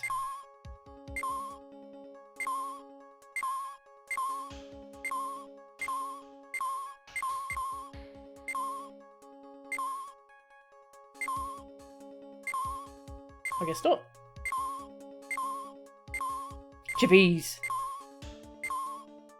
The listening device is definitely inside a potato chip.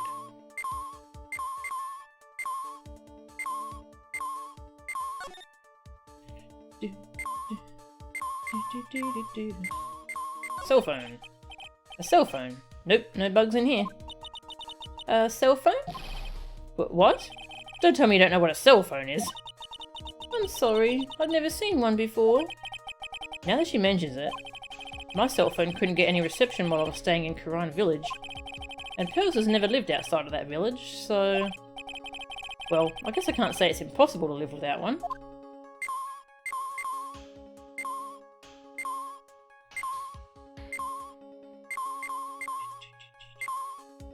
We're just taking apart every single electronic in here.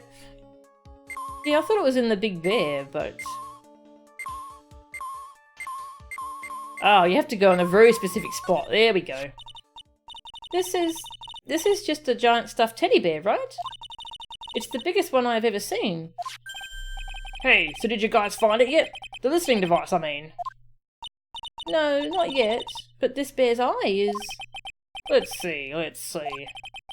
A perfectly normal stuffed bear with some really strong radio waves. Sounds like you found the device to me, pal. Let's dig this big fella's eye out and see what we've got. Ugh. Ugh. Yeah, we're looking for a listening device of some kind.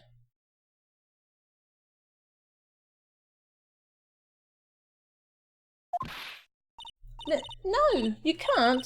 Such a violent act. Oh. Rip. No! That's... It's a miniature camera, and it looks like there's more. There's a transmitter and a timer. A what emitter? A transmitter, pal. Oh, is this more of that high-tech stuff? Yeah. So this tiny thing is a camera? Aw, thanks for the bits, artisanal bread. Violent act. Yeah, thanks very much for the bits.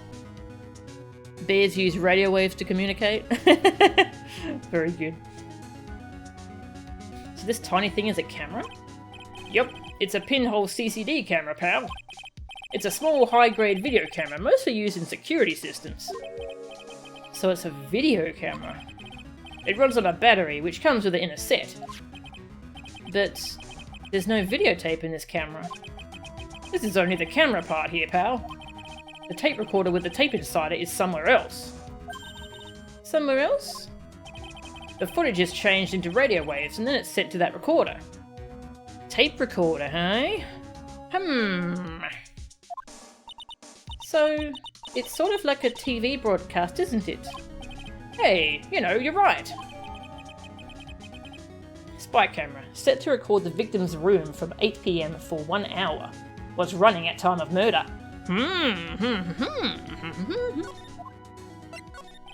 So, what is a transmitter? It's a device that sends the footage the camera took to a specific destination. It's like a video version of a listening device, pal.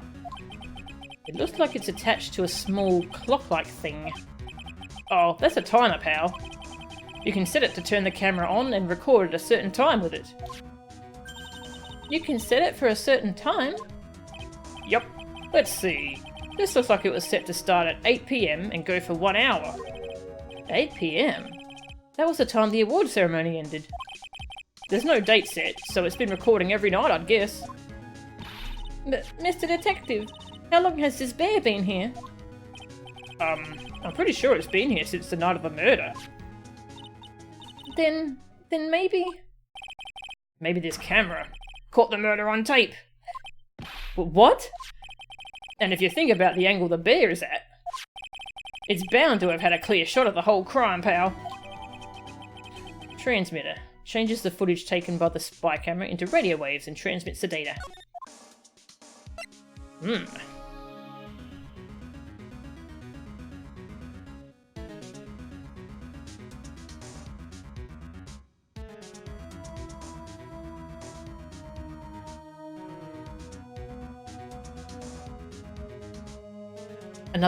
Another video of a murder. Cue Blue Badger music. They nearly made an Emma Sky game. Really? I hadn't heard that. Huh. That's kind of cool.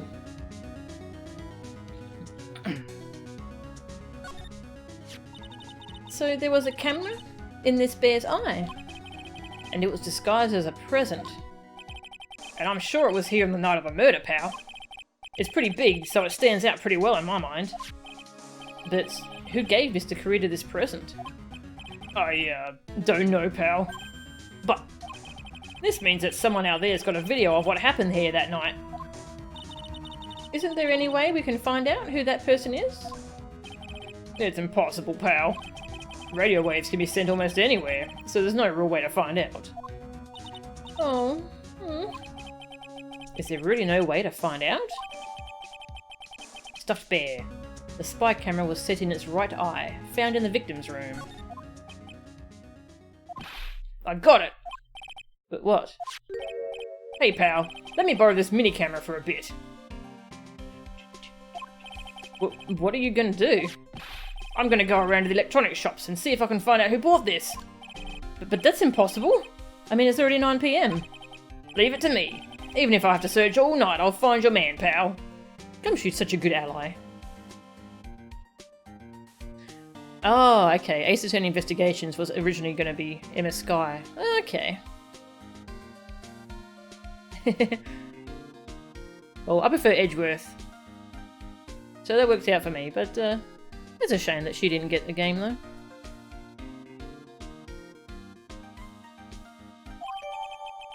Spy camera and transmitter given to Detective Gumshoe. Oh yeah, baby, it's investigating time. I'm on fire, pal. My fingers are itching to go. Yeah.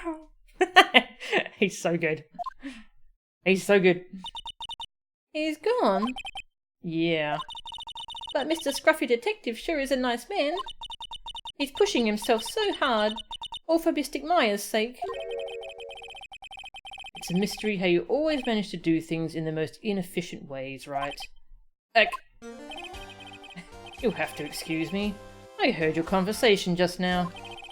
Edgeworth, what are you doing here? A rescue team has been created and deployed. I can't say I'm optimistic, but we have to move forward, one step at a time. I see. Thanks. Don't thank me yet. We still have to find her. So, there was a spy camera hidden inside this stuffed animal, huh? You are one lucky man, right? Do you know this stuffed bear, little girl? I have no idea. Of course not. The maker of this bear is a very expensive luxury brand from overseas. It's completely handmade, and only a small number of these are exported here. How does he know about this bear?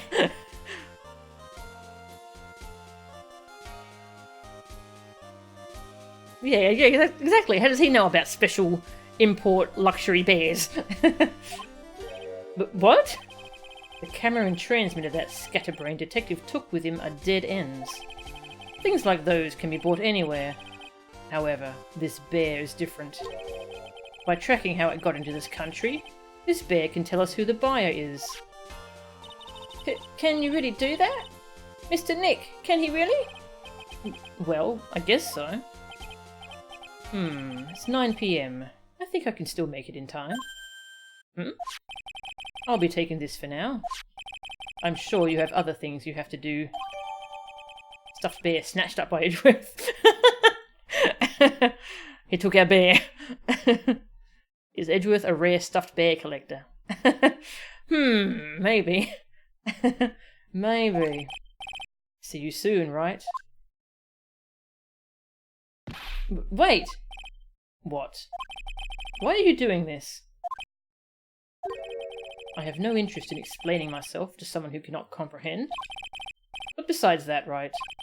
Until court reconvenes tomorrow, you should concern yourself with this question. Who was the person that murdered Juan Corrida? The real killer? Do you really still think it was Adrian Andrews? To be honest, I don't know anymore.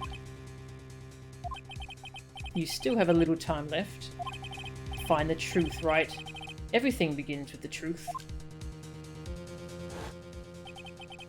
Juan Corrida's real killer. Miss Andrews' past. The kidnapper whose sole condition is an acquittal for Mr. Ungard. And this card. Shelley the Killer. Maya, the only way I can save you now is to find all the answers to this case tonight. I don't understand what your real intentions are, Edgeworth. But as you said, all I can do for now is find the truth. To be continued! Hey Shizzle, how are ya?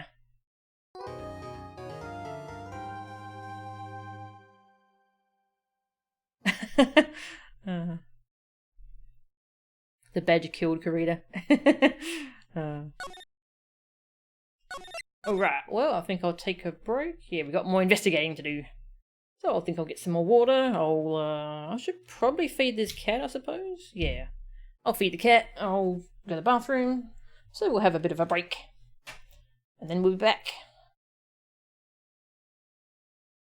Hey, cat. Yeah, is she begging for food? You want food, sweetie? Hey, sweetie? Hello? He's pretty cute. cat. No, the cord can't reach. Hang on. I must show you a cat. It's very important.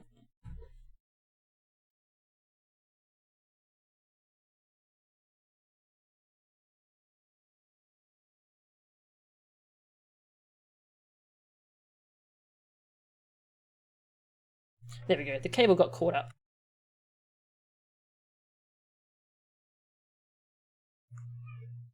Hey, sweetie? Here.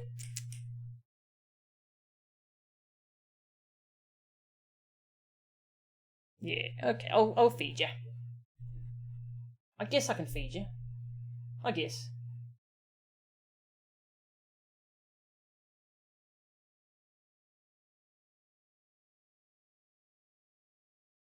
No, she's so cute. Okay, sorry, I bumped the mic there. I hope I had it muted when I bumped it, because that would have sounded rather unpleasant.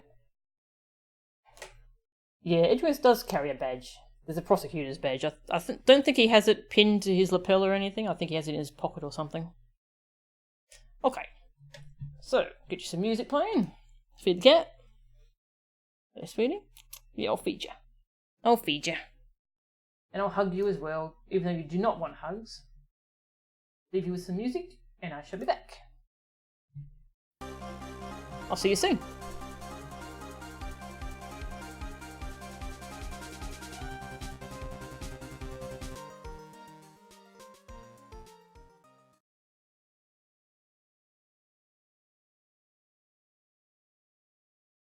Alright, I'm back. Hey everyone.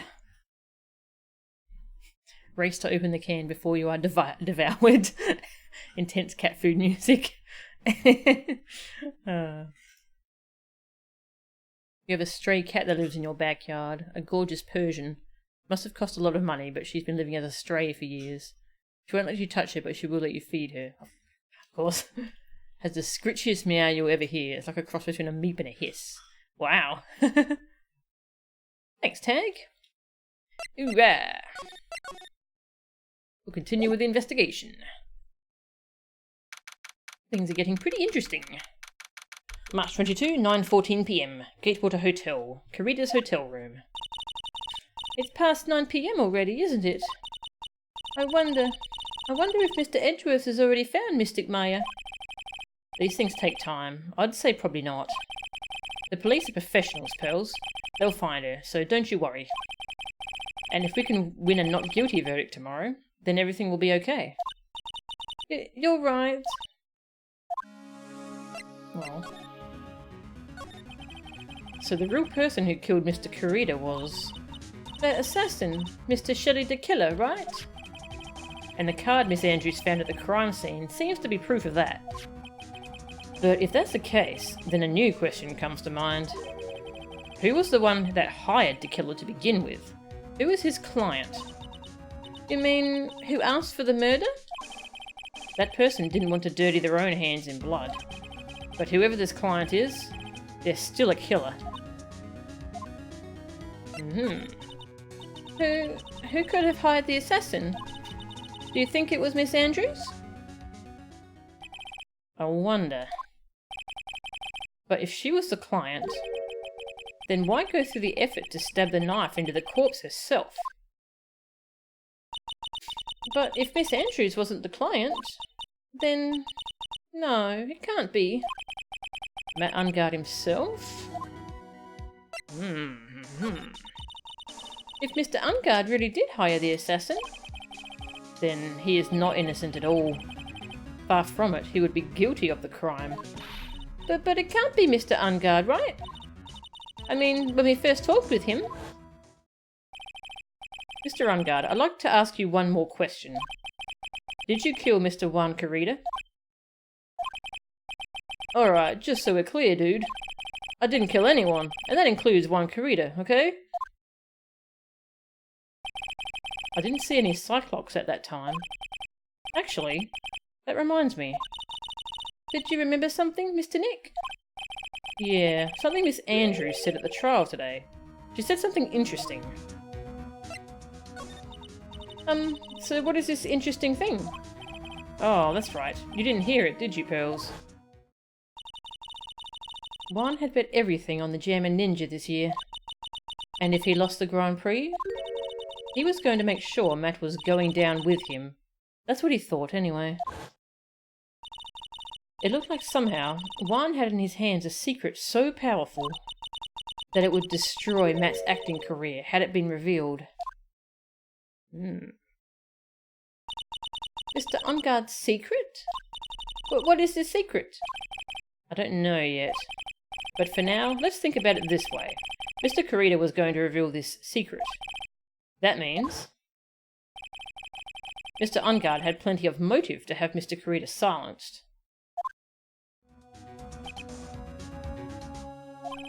Which means we have to meet with Mr. Enguarde. There's no way around it now. Did you get my badge, Pearls? I believe in your lawyer powers, Mr. Nick. I know you can bring us a miracle. I'm guessing by miracle she means a not guilty verdict. And she wouldn't be wrong either. It would take a miracle to pull this off. One more day. Yeah. If we can bring the trial to its end, she'll be back. Don't worry. I decided I won't cry anymore, Mr. Nick. You're so brave and holding strong for Mystic Maya, so I have to do the same. Oh, Pearls. Pearls is the best. The best lawyer in the country discusses gruesome murders with an 8-year-old at the game. Yeah. God, poor Pearls. The stuff she has to hear and see and go through. If only I had studied harder during my training. I could be a bigger help to you, Mr. Nick. Ah, don't worry about it. Really. Pearls, you're doing a great job. Mr. Nick, is there a waterfall around here? I feel that I must be made new under the rushing spring waters. Sorry, Pearls. The only body of water around here is a lake. Oh, thanks anyway. This is the first time I've ever met someone who loves to eat instant noodles. Something tells me Gumshoe isn't eating them because he genuinely likes them, but he's working so hard, all for Mystic Maya's sake. I'm going to get him lots and lots of instant noodles as a thank you present. That's sweet. There are still so many things in this world that I don't understand yet. Honestly, I still don't have enough training. Ah, no, it's okay. I don't have any ideas myself. I'm sorry. I'm really sorry. Nothing to say about Edgeworth either.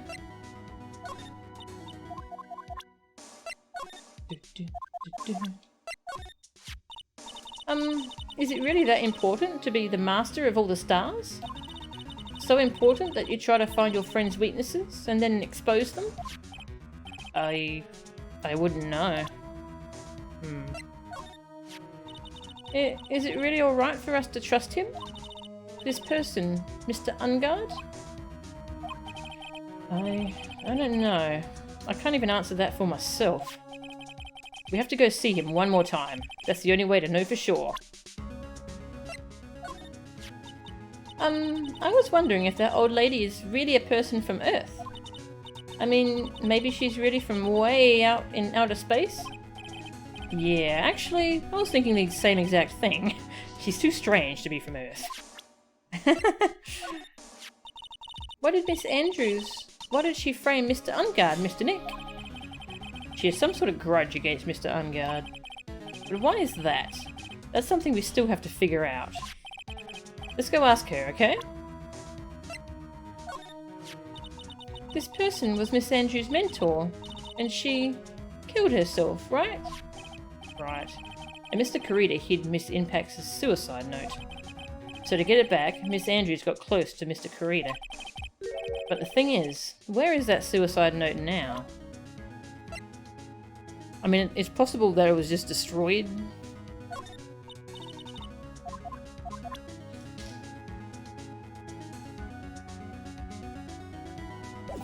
Alright. Go see if we can talk to Matt or to, Adrian. Gatewater Hotel. Hallway. Wow, it's really getting late, isn't it, Mr. Nick? Yeah, it's past 9 PM already. But we still have some things to prepare for tomorrow's trial.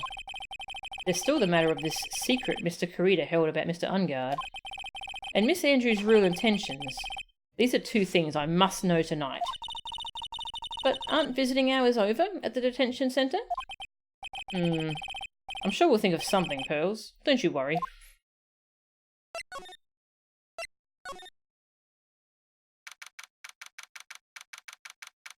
Gatewater Hotel, Viola Hall.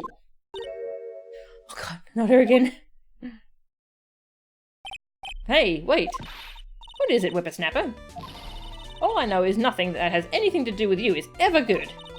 Like just now, I was handed this strange device for who knows what reason. And I was told to use it to search the whole hotel. That's the bug sweeper, isn't it? The one Gumshoe made. I don't know, and frankly, I don't care. But the request came from Edgypoo, so... Edgeworth? And he said... If you feel angry, direct your anger at the unsophisticated lawyer. Jeez, Edgeworth. So, I'm going to feel free to direct all my anger towards you. Gee, thanks a bundle, Edgeworth. What a pal you are. This is absolutely top secret, so you had better keep it to yourselves. I heard they found a spy camera hidden in one of the presents. Very interesting. I'm sure it was, you know, it was to catch poor Juan in the middle of a scandalous meeting. Scandalous? What's that? It means, well, you know, that gossip that's been going around about my dear Juan.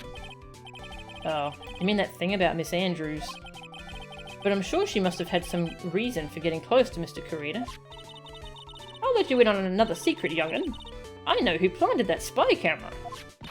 It was that obnoxious, puffy-haired photographer girl. The nerve of some people. Spying on people by herself, as if I wouldn't want to see it for myself too. Wow. Wow, the alien actually admitted her true intentions for a change. I don't know what you're thinking exactly, but I can bet that it's nothing good. But I didn't say anything. So, you want to know about Juan and that manager, right? Actually, as I hear it, they were something of a refreshing pair, those two. Oh? I tell you, Juan really welcomed that manager with open arms, I heard. That manager? Who were you talking about? You don't know? That manager woman Juan had. It's a shame she killed herself, though. Oh, you're talking about Miss Celeste Inpax. Miss Andrews' mentor, right? Yes, that's the one. That Celeste girl. She was supposed to get married, you know. Married? You mean to Mr. Kurita? Oh, really? You young kids today don't know anything, do you? That girl Celeste killed herself 3 days ago, after their marriage announcement. That girl Celeste killed herself 3 days after their marriage announcement. 3 days after their marriage announcement? What in the... Why would Miss Inpax want to kill herself? She was going to get married. Well, that's because... she was thrown away, you see, by Juan. What? But they were going to get married, right? They promised each other, right? They held a grand announcement session, but 3 days later, Juan suddenly cancelled their marriage. Is that true? It was in the weekly magazines. But why? Why did he do that? That was not in the magazines, unfortunately. I see. That night after Juan called off the wedding, that manager, Celeste, killed herself. How terrible. I wonder what happened between those two.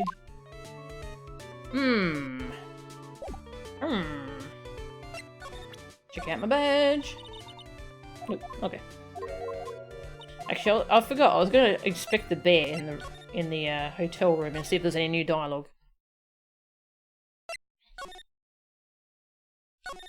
A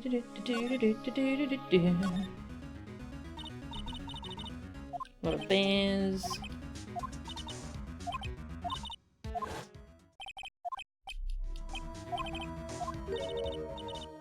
What's wrong, Mr. Nick? Ah, no new dialogue. Okay.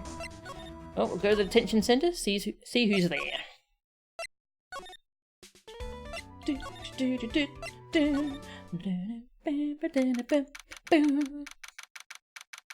Gatewater Hotel, hotel lobby. On that night, there must have been at least a few hundred people here. I guess the police are done with their questioning and investigating. It looks like things here in the lobby have finally calmed down.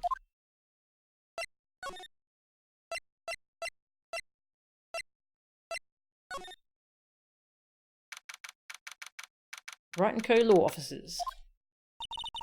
It doesn't look like Mr. Scruffy Detective is here. Well, he's out there with that camera asking around at all the electronic stores. Then I'll make some salad for him for dinner. Looks like Pearls really appreciates what Gumshoe is doing for us. Mr. Nick? Yes? Where is the lettuce? I don't think I've ever bought lettuce before. He's never bought lettuce. Oh, I guess I have to give up on making a salad then. Guess the lack of lettuce is kind of a problem.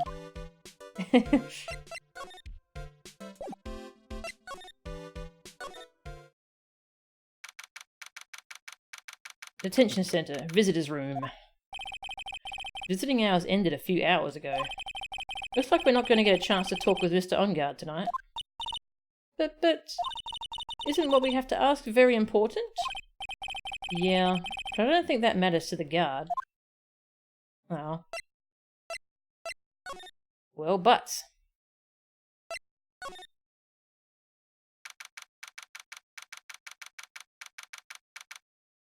Police Station, Criminal Affairs Department. It feels sort of tense in here, doesn't it, Mr. Nick? Yeah, it does. I wonder if something happened. You're Mr. Enguarde's lawyer, right? Yes, sir. Well, we've finally found just the person we've been looking for. A real decisive witness. A decisive witness? You mean for the Enguarde case? We're taking the witness's statement right now. Gotta hand it to Mr. Edgeworth. What's Edgeworth up to now?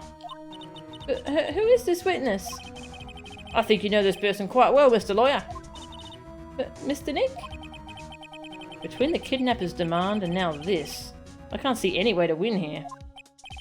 Oh yeah, Mr. Edgeworth wanted me to tell you something. He did?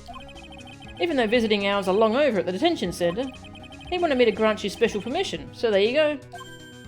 But what? I've already called them so they know. Go on, go talk to your heart's content. Thank you very much. This is such good news, Mr. Nick. Go talk to your heart's content. It sounds like the police are pretty sure they have tomorrow's trial in the bag. A witness.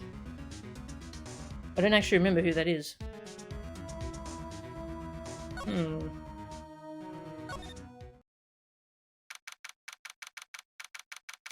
Well, detention centre, visitor's room. I'm sure they must have transferred Miss Andrews here by now. So that means that both Mr. Enguarde and Miss Andrews are in this detention centre. Now then, whose story do I want to hear? Ooh, I get to pick. So you... It's gonna be Mo. Oh god. Probs Gumshoe, maybe he found the badge or something. He found the... I misread footage as badge. Oh my god. The decisive witness for tomorrow's Edgeworth prosecutor badge. Alright, well let's talk to Matt, because we really want to hear his story. Dude, it's Mr. Wright. I hope you can get me off the hook tomorrow. I'm counting on you. I hope so too. Edgeworth just dropped a bombshell on me by saying that Juan Corrida was killed by an assassin, and that the assassin's client is this man, Matt Enguarde. What's wrong? Mr. Enguarde, there's something I must know with 100% certainty. You seem kind of different. You're totally not like your usual lawyer dude self. About the press conference. You mean the one where Juan was going to dress up as the Nickel Samurai? Yeah, I heard a little more about it from Miss Andrews.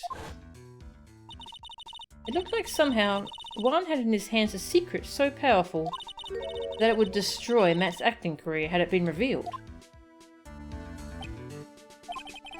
could you please fill me in on what this secret is? Please? Cyclops. 5 of them. Wow. I knew this was coming. Mr. Nick? Don't tell me. Cyclops. You said a secret, right? But I don't have any idea what it is. Do you, dude? Did you know about Mr. Kurita and Miss Andrews' relationship? Well, it's all over the tabloids, dude. Oh, but I don't know any of the details, if that's what you mean. Look, how many times do I have to tell you? I don't care what Juan did with his life. Miss Andrews, she had a purpose in mind when she started seeing Mr. Kurita. Her mentor was Mr. Kurita's manager, and Miss Andrews was going to get Miss Celeste Impax's suicide note from him. Celeste. Does that jog any memories? Dude, I suddenly just got totally hungry. You up for a pizza? My treat. Mr. Nick? What's a pizza? Is it a kind of pea? Like green peas? Let's go eat one later, okay? Yeah, we have to introduce her to pizza. Oh, I got cut off by the pizza dude at the shop. That's too bad. Well, how about we get our minds off of this topic and talk about something else, okay? Mr. OnGuard, are you connected to Miss Impax's suicide in some way? Why don't we ask him and see how many Cyclops he has? Let's check what the dialogue for the Cyclops is. Maybe I have to talk to Andrew first? Adrian Andrews, yeah. But we'll try. They let detainees order pizza in this detention center? I don't think they do, honestly. I doubt they actually do. That's probably why the pizza dude cut him off. Because he said he was in a detention center. What does Badge do now? Oh, badging him? Yeah, I need to badge him. Matt's secret. Now, let's hear what this secret of yours is. What if Mr. Kurita had been successful in his plan? What would he have disclosed? I told you before, dude. I don't know. I don't know anything about wine, okay? Look, Mr. Wright, I can keep on saying it until I'm blue in the face, but I totally didn't pay Juan any attention the whole time that night. I mean, come on, I was in the middle of a nap. Don't lie to me. Huh? I know you paid close attention to Mr. Kurita, especially on that night. My badge says so. Well, Mr. OnGuard? Hold on a sec, I'm gonna consult my friend, okay? He said I should snort while I give a good laugh. Okay, here I go. I can't believe he can be so flippant at a time like this. Mr. OnGuard, I don't think you need to snort while you laugh, really. Oh, you paid close attention.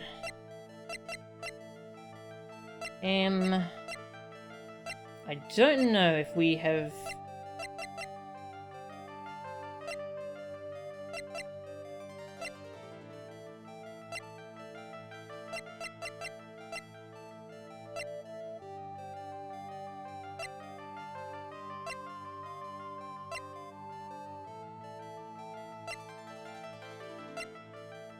Do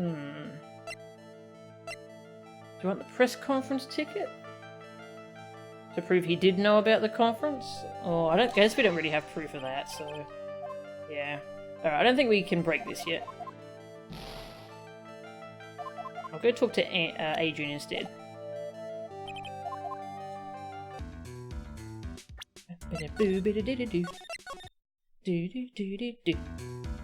Check out my badge! Could you please take a look at this? I know it may not seem important to you. Well, if it's not important, then I'd rather be in bed. If I don't get my 12 hours of beauty sleep, my skin's gonna wrinkle up like a prune, dude. You know, he's right, Mr. Nick. Your skin's kind of drying up here and there. Wow. I swear, after this case is over, I'm going to get lots and lots of sleep. Alright, well... I guess we leave and come back.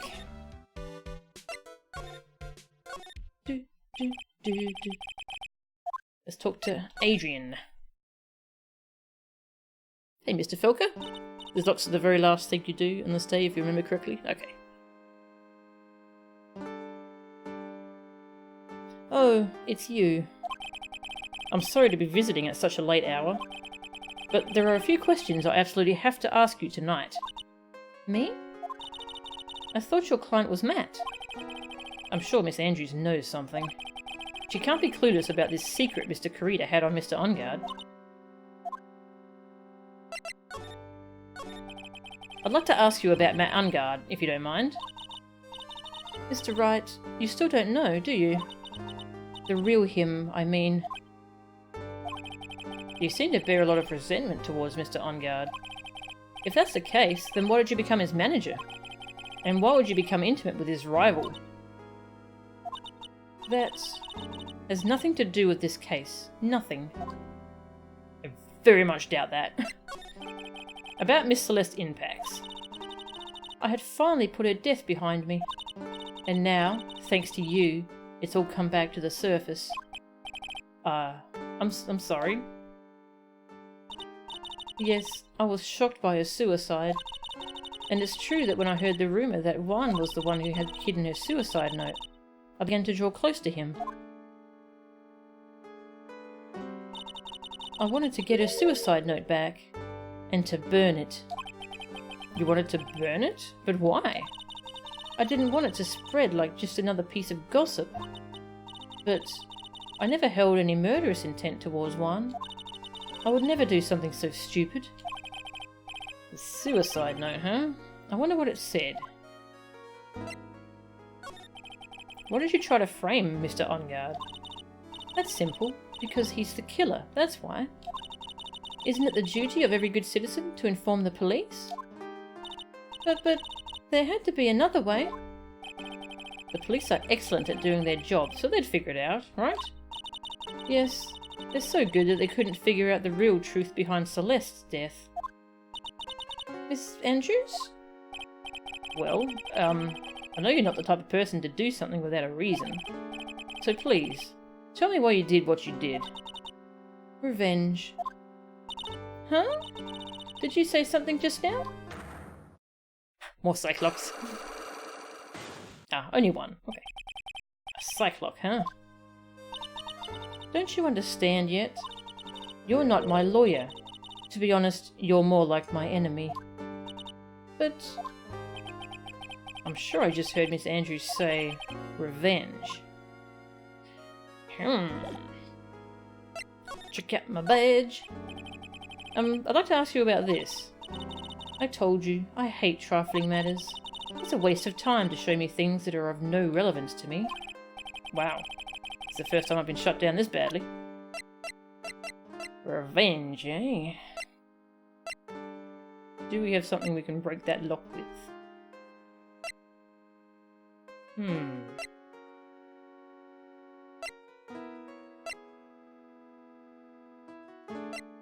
I don't think we can.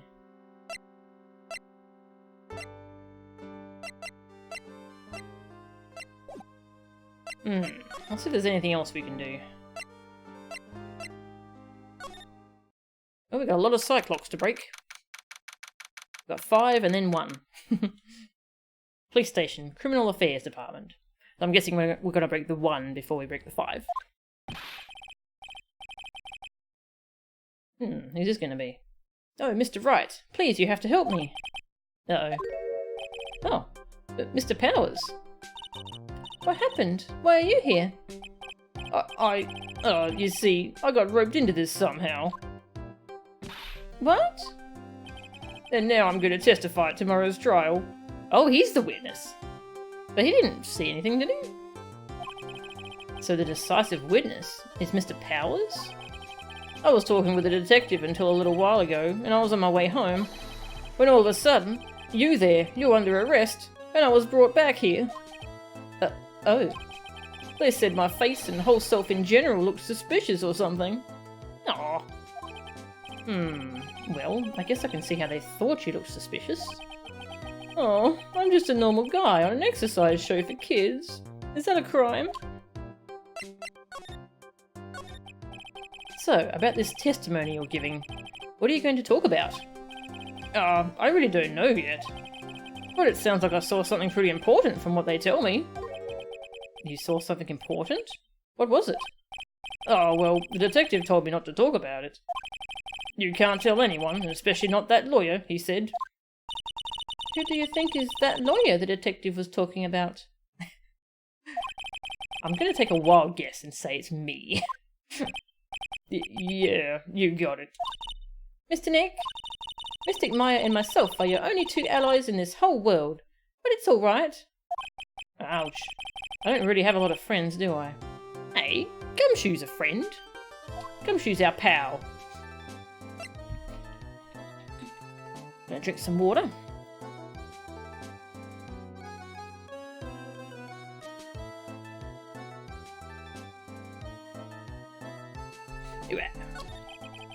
This is gonna do a lot of damage to Matt, you know. Because he's got that refreshing like a spring breeze image going. But what is he really like? Well, let's see. Matt's always been kind of a player with women. He would never really turn a pretty face away, if you know what I mean. He'd always say, it's just a game, to justify himself. Yeah. What? How horrible. That's unforgivable. Oh, sorry. Didn't mean to offend you. But you know, he said once that there's only one person in the world who won't swoon over me. One person who wouldn't swoon over him? His manager, you know. Miss Adrian Andrews. Why is Mr. Powers suddenly looking kind of energetic? Gossip! Where's the goss? Give us the goss. Ah, you see, I'm actually a sucker for gossip. I mean, celebrities in their world have this dazzling sort of image, right? A dazzling sort of image? But aren't you a part of that dazzle, Mr. Powers? No, I'm more of a hairy, sweaty, smelly, brutish kind of guy, you see. But it's okay, really. I get to hear plenty of gossip about a lot of the other stars around me as things happen. Well, that's true. Oh, hey, so did you hear about this yet? About Miss Andrews' mentor and her suicide? You mean Miss Inpax? We heard something about how her wedding was cancelled. Yeah, that's what I'm talking about.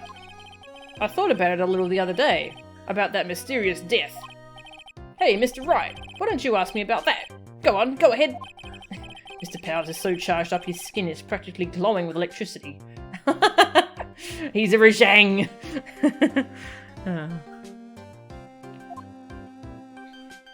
Bad news, guys. Matt might kind of be an asshole. Oh, where'd you get that idea? Hey, so have you heard this? Celeste left a suicide note. And they say that Juan went and hid it. We heard about that in court today. But there wasn't any actual proof that she had left a note. Well, this is what I think. I think that something bad was written on that note. Something bad for Juan, that is. Something bad for Mr. Kurita? Why do you figure so? Well, before she died, Celeste talked with a few of her friends. And she said, "It looks like I got caught up with a truly insidious man." A truly insidious man? Did she mean Mr. Kurita by that? Well, there's no one else that fits the bill, right? And that would be reason enough for him to hide the suicide note. I see. Well, that's some good info. Thank you. You're welcome. Mr. Ungard and Miss Andrews. They're both at the detention center right now. There are still things I don't understand or know about, I'm sure. I have to get the two of them to tell me everything.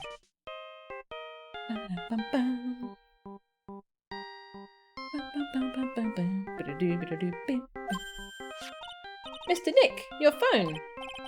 Hey, that's the Steel Samurai theme song, isn't it? I don't like the sound of this ringtone right now. It sounds kind of ominous. Yeah, I know. Hello? We're in trouble now, pal! Oh, I'll be back at the office really soon. What's wrong? Something really unexpected just happened. Mr. Edgeworth, he... Edgeworth? Anyway, hurry up and get back to the office, pal. I don't know what's going on anymore. It's no good. The end. What? Hello? He got cut off. What's going on, Mr. Nick? Gumshoe said we need to go back to the office right away. Then we should hurry back. I'm scared to go back. What are you talking about? Mr. Nick, pull yourself together. Maybe it'll be good news. Somehow I doubt that. What else could go wrong? Yeah. Turns out Powers is actually Raiden. He doesn't mess up enough to be Raiden. Yeah. Yeah, Will Powers was really happy to hear the Steel Samurai theme as his ringtone. Check out my badge. I think it's the same dialogue as the other day. Yeah. Okay. See ya, buddy. Gotta see what's going on. March 22, Wright & Co. Law Offices. What took you so long, pal? Mr. Edgeworth couldn't stick around forever and had to go. Well, what happened? We got him! We know who bought that spy camera! Eh? This quickly? And this bear's what gave them away, pal. The bear? I figured it out, pal! I figured that we should have been looking into the bear instead of the camera. Did you though? But wasn't it Mr. Shh, pals. And? Go on. There's only one person who bought one of those bears who's related to this crime. Who is it? Who would be so rude as to spy on another person in their room? Matt Engarde. Huh? Matt Engarde, your client, that's who, pal. And here I thought things couldn't get any worse. Are you sure you heard right? That the person who bought this bear was... I heard it from the department store clerk, pal. This is the credit card receipt for the purchase. It's for $3,800, pal. That's an exact match to the price of that stuffed bear. A receipt? That's all you have? Nah, it's not just the receipt, pal. The store clerk said so himself. He told me, I'm sure I sold the bear to Mr. Engarde. I mean, the clerk even got Mr. Engarde's autograph out of it, pal. So I'm sure the person that bought the stuffed bear was Mr. Engarde himself. My sight is failing me. This can't be. Credit card receipt. Receipt for $3,800. Proof Engarde bought a stuffed bear identical to one in evidence. So what about the spy camera we found? Oh, that was a dead end, pal. I mean, you can get this kind of thing from anywhere. But for now, I guess I can give these back to you for you to file away into evidence. Spy camera transmitted and stuffed bear refilled into the court record. I know you don't want to give up, pal. I never thought. I didn't think it was possible. The person who put the spy camera in Juan Corrida's room was Matt Engarde. Why? Why would Mr. Engarde do something like this? I bet it was to catch Miss Andrews and Mr. Corrida in one of their rendezvous. I bet it's not good enough for me. I have to know the absolute truth behind this camera. Are you going to see him? Mr. Engarde, I mean? Yes. I'm scared, Mr. Nick. I wonder what we will find out next. I'm scared myself, but I have to put on a good face for Pearls. Matt Engarde, what in the world have you done?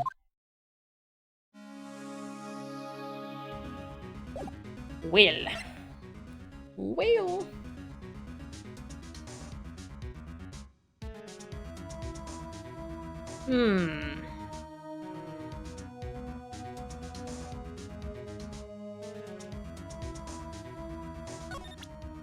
Has he got any more info on these?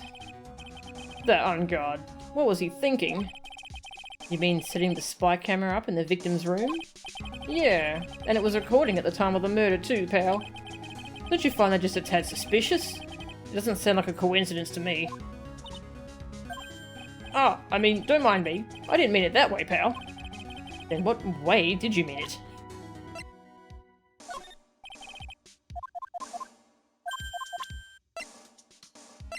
Probably same dialogue? Yeah.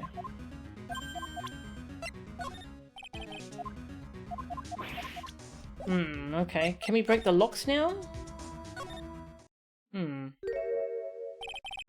You're working really late, you know. It's already past 10 PM, dude. I think it's time you told me the truth. Relax. Don't you know that ignorance is bliss? But if you really want to know, let's talk. Okay, I figured we'd break his last, but I guess maybe we can break them now? Oh.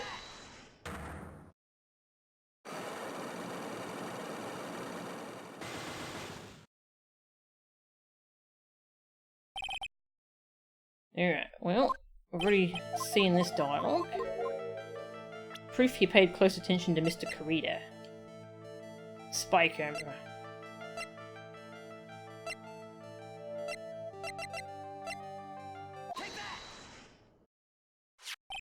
Someone used this camera to secretly film Mr. Kurita's room the night of the murder.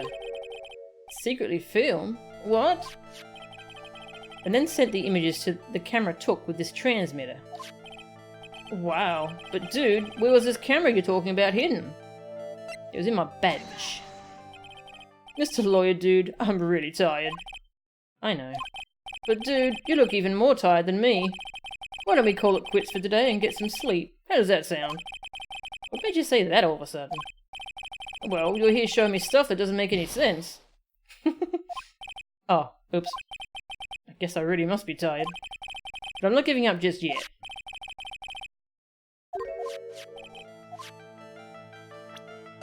There's a bear! The spy camera was hidden in this bear's eye. A bear that was supposed to be a present from a fan. I guess Juan had a few of those kinds of fans too, huh, dude? Actually, I wouldn't say this bear was a present from a fan. You sure, dude? Who else could it be from? The person who gave this bear to Mr. Kurita was... my badge. Well, Mr. Enguarde? Hold on a sec. I'm gonna ask my mum, okay? He's asking his mum. She says that I can't be friends with someone like you. Go home. If you don't go away, I'm gonna call the police on you. That's strange. I thought the answer was right there in front of me. That sure is a weird thing to say. It was you! Yeah, for those who are new watching the stream, I'd check all the wrong answers because there's sometimes some really funny dialogue buried in there. Mr. Enguarde, don't you know this bear from somewhere? I don't think I've ever met Mr. Bear before, dude. Ah, but he says he knows you. How could you forget such a great friend? What else did the bear tell you? He says that the one who put the camera in his eye was you, Mr. Enguarde. If I didn't know how you work in court, I'd think I was in some serious trouble. Come on, this is all a joke, right, dude? You're just pulling my leg. Looks like you're not ready to give up your secret yet. Well, do you have any proof you want to show me first? Here is proof that it was you who put the camera inside the bear. Old bag. Well, come on, Mr. Enguarde. Hold on a sec. I'm gonna ask my grandma, okay? He's ringing his grandma this time. Did you know? It's bad to whistle at night, dude. Because snakes will come out if you do. My grandma, she knows all sorts of stuff. I think you'd better learn from her example, okay? What? Is he telling me to think carefully before I speak? Ah, so close and yet so far.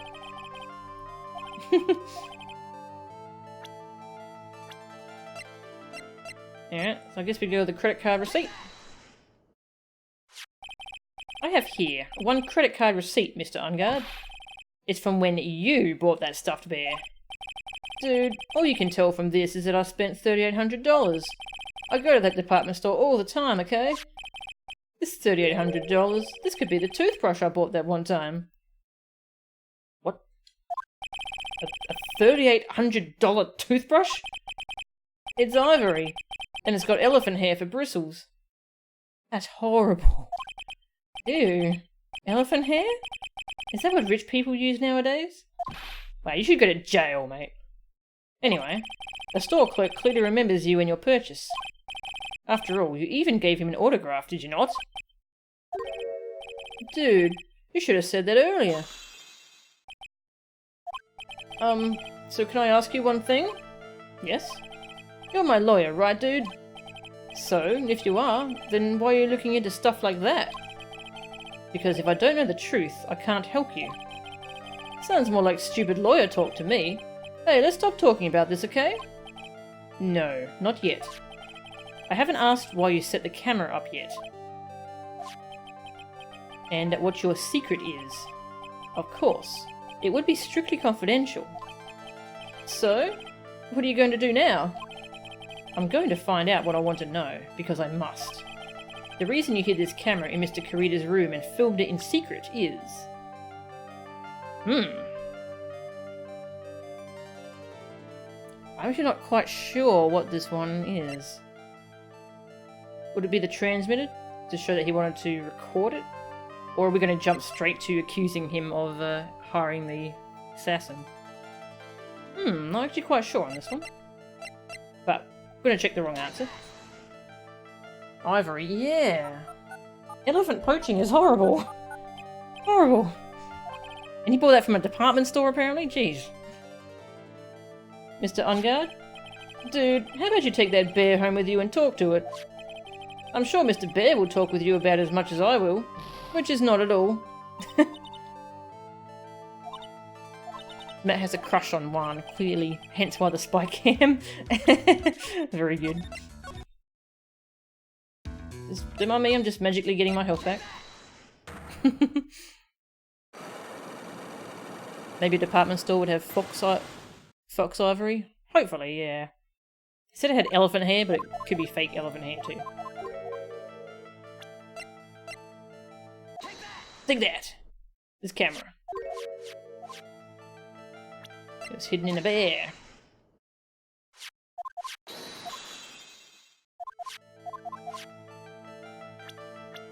And it was you!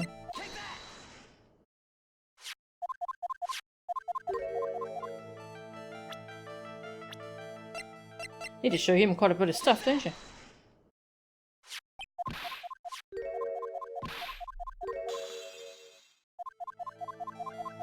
So I'm gonna go with the transmitter at first.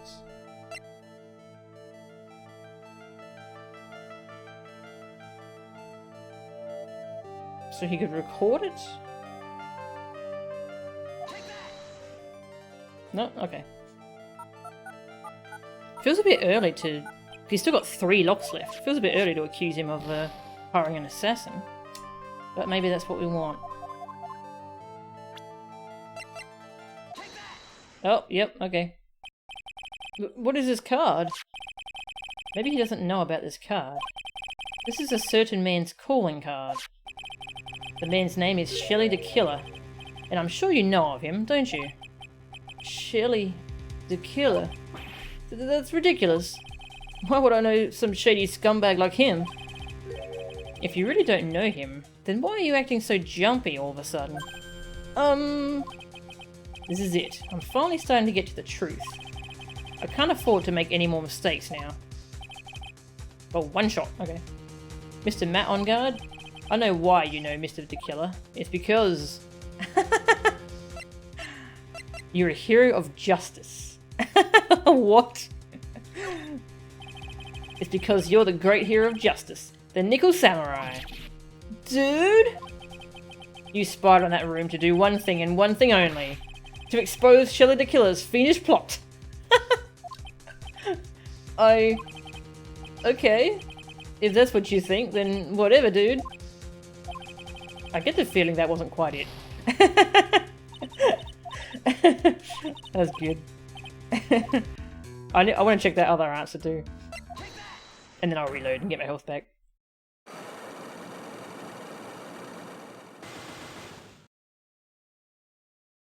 It is a shame they make you work through all the locks again.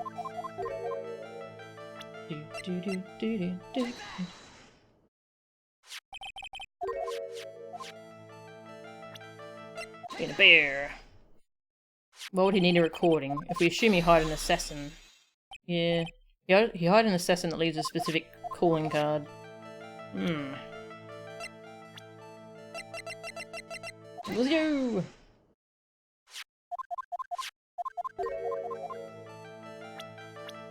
Proof it was you!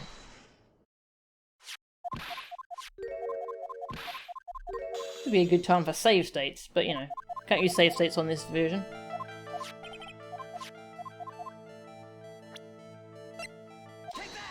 Shitty to killer. Now, what was the other wrong answer? You're a star. Okay. It's because you're a star. Dude, what in the world are you talking about? Well, you're a star, and stars never need a logical or sane reason for anything. Okay. Wasn't as good as I was hoping. I think the other one was better. That he was the Nickel Samurai, hero of justice. That one was really good. It's almost like we're still missing bits of the puzzle. I wonder if we can actually break this all the way yet. Oh, we'll find out, I suppose. Camera. And I should drink some water while we do this.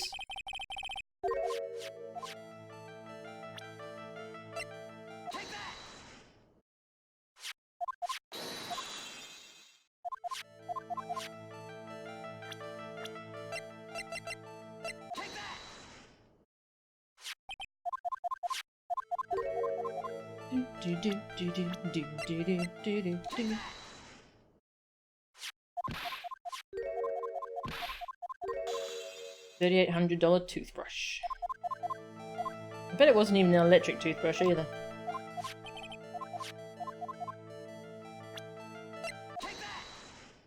Take that.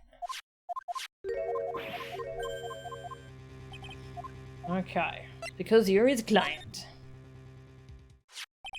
Since you're the one who set up that camera, that means you knew. You knew exactly what was going to happen in that room. So, how? How would you know something like that? It's because you're his client. That's why. You hired Shelley the Killer to assassinate Mr. Juan Corrida. The real mastermind behind this whole murder is... you, Matt Engarde. And here I was, trying to be a good boy for you, dude. I thought if you didn't know, you'd be able to do your job without feeling bad. Well, that's what I thought anyway. Mr. Engarde? You really did hire? Hold on a sec. I'm gonna consult myself, okay? What? Consult myself? Well, I guess it's probably about time anyway. About time for what? I think it's time for you to meet him now, Mr. Lawyer Dude. Oh. Alright. How do you do, Mr. Lawyer? I'm Matt Engarde. And now he's got a glass with something in it.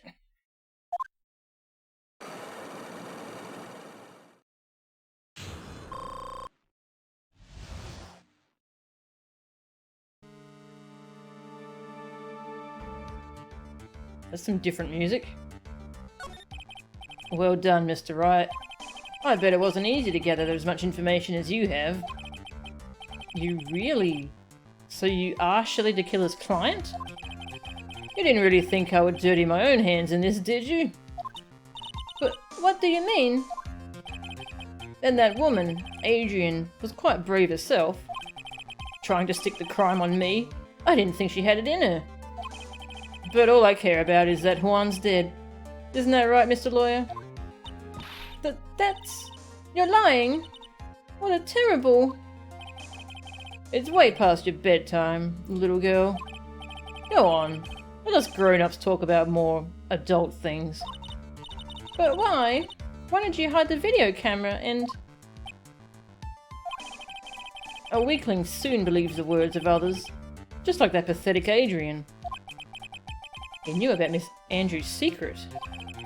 But I'm no weakling. I don't believe anyone. Least of all assassins. What? Oh, come now, Mr. Wright. Assassins aren't above blackmail.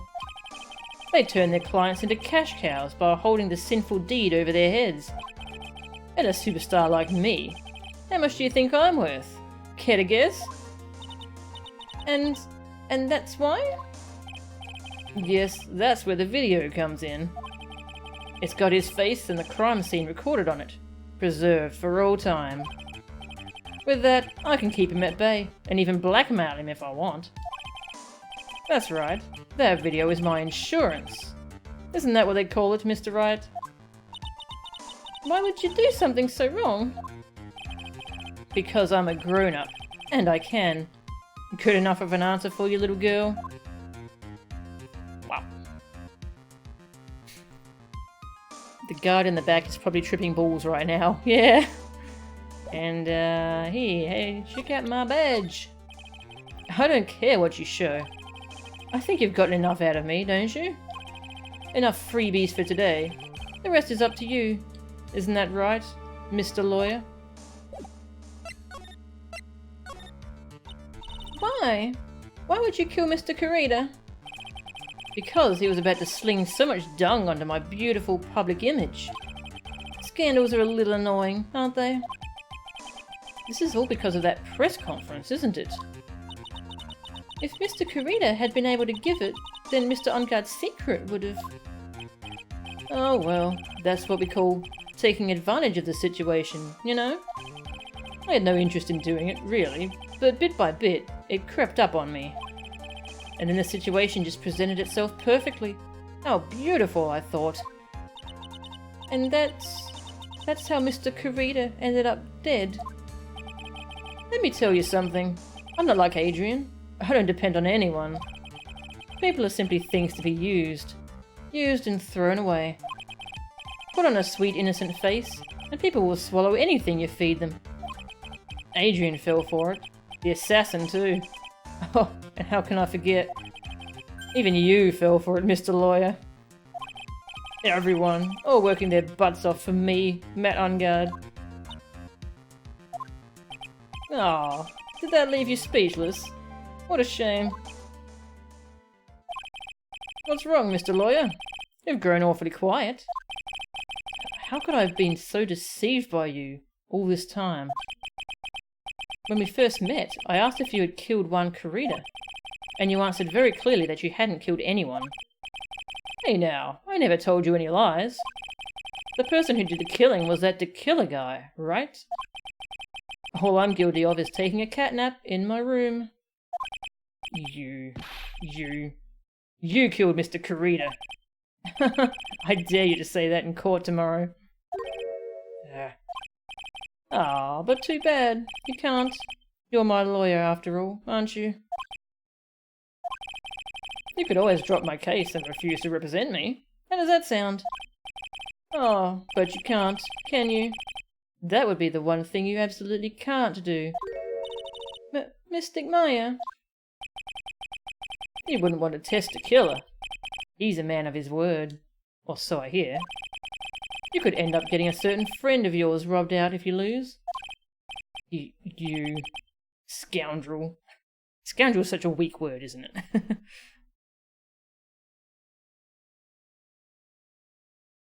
Dung was probably supposed to be a ruder word. Yeah, probably. So if I were you, Mr. Wright, Esquire, I think I would give it my all tomorrow. Remember, everyone likes a happy win-win resolution. I'll get you for this. That's such a cliche phrase. One said something just like that, if memory serves. Of course. Well, we all know how well things turned out for him, don't we? Good night, Mr. Lawyer.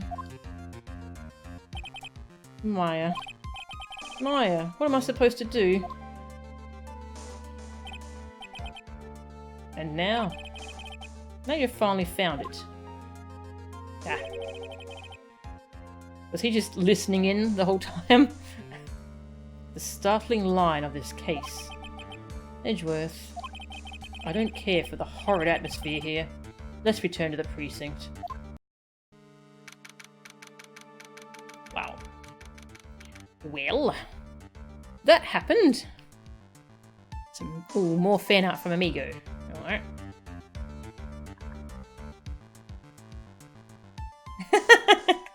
That's really good, Amigo. Alright, I'm gonna show the stream. That's right, I planned it all. What are you gonna do about it? We're being recorded right now, dingus. Guilty. Yeah, there's a camera in there, right? Do they not actually record with that camera? That's pretty funny.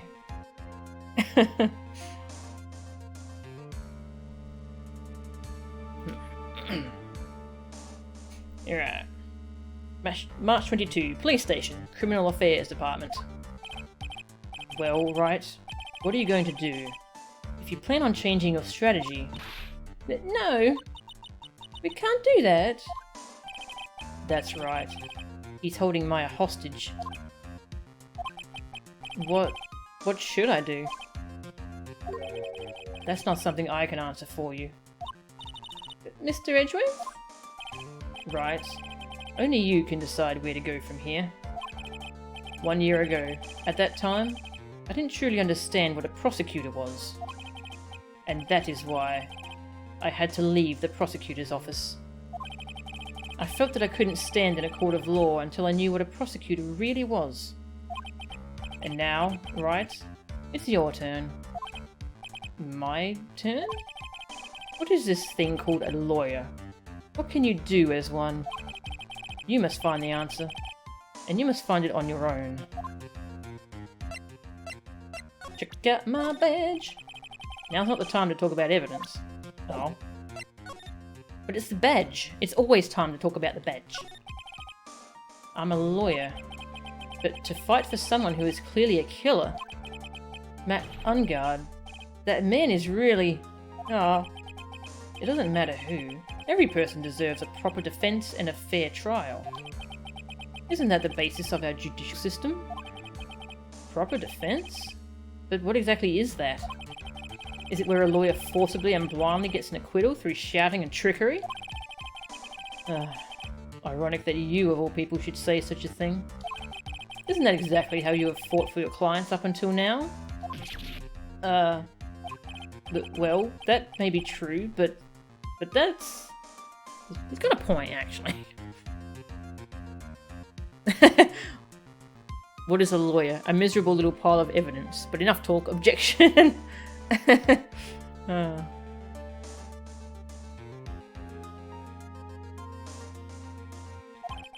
That's because I've believed my clients to be innocent from the bottom of my heart. But if I were to get unguarded an acquittal, that isn't a proper defense at all. I became a lawyer because I thought I could save people who are suffering and in pain. But when I look at this mess we're in, I can't even protect the person closest to me. Even if I win the case, I still lose in the end. I just don't know what to do. Right. Would you get a hold of yourself? You have it all wrong. Huh? We aren't some sort of heroes. We're only human, you and I. You want to save someone? That's something easier said than done, wouldn't you say? But that's... You are a defense attorney. You can't run away from that. You can only fight. That's all you can do. People like you and Franziska von Karma are always using all you have to pin me down. You fight to the very end. Even when you know the truth is not with you. But I'm not like you. I can't fight for a false verdict, for a man I clearly know to be guilty. Franziska. She fights for herself. The only thing she fights for is her perfect win record. That's all. And? Isn't that the same as you? Isn't that why you ran away a year ago? Because your precious win record was destroyed? You are so petty. He's having a real spat, aren't we?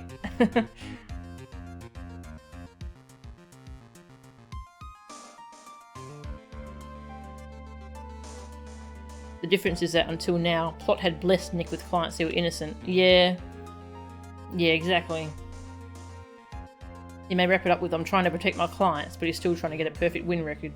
Yeah, I'm trying to protect my clients, and the prosecutors are just trying to do their job, too. So yeah, it is the same thing. Hey, Sneejin. No worries. Yeah, we're going to finish off the investigation, and then we'll call it a stream.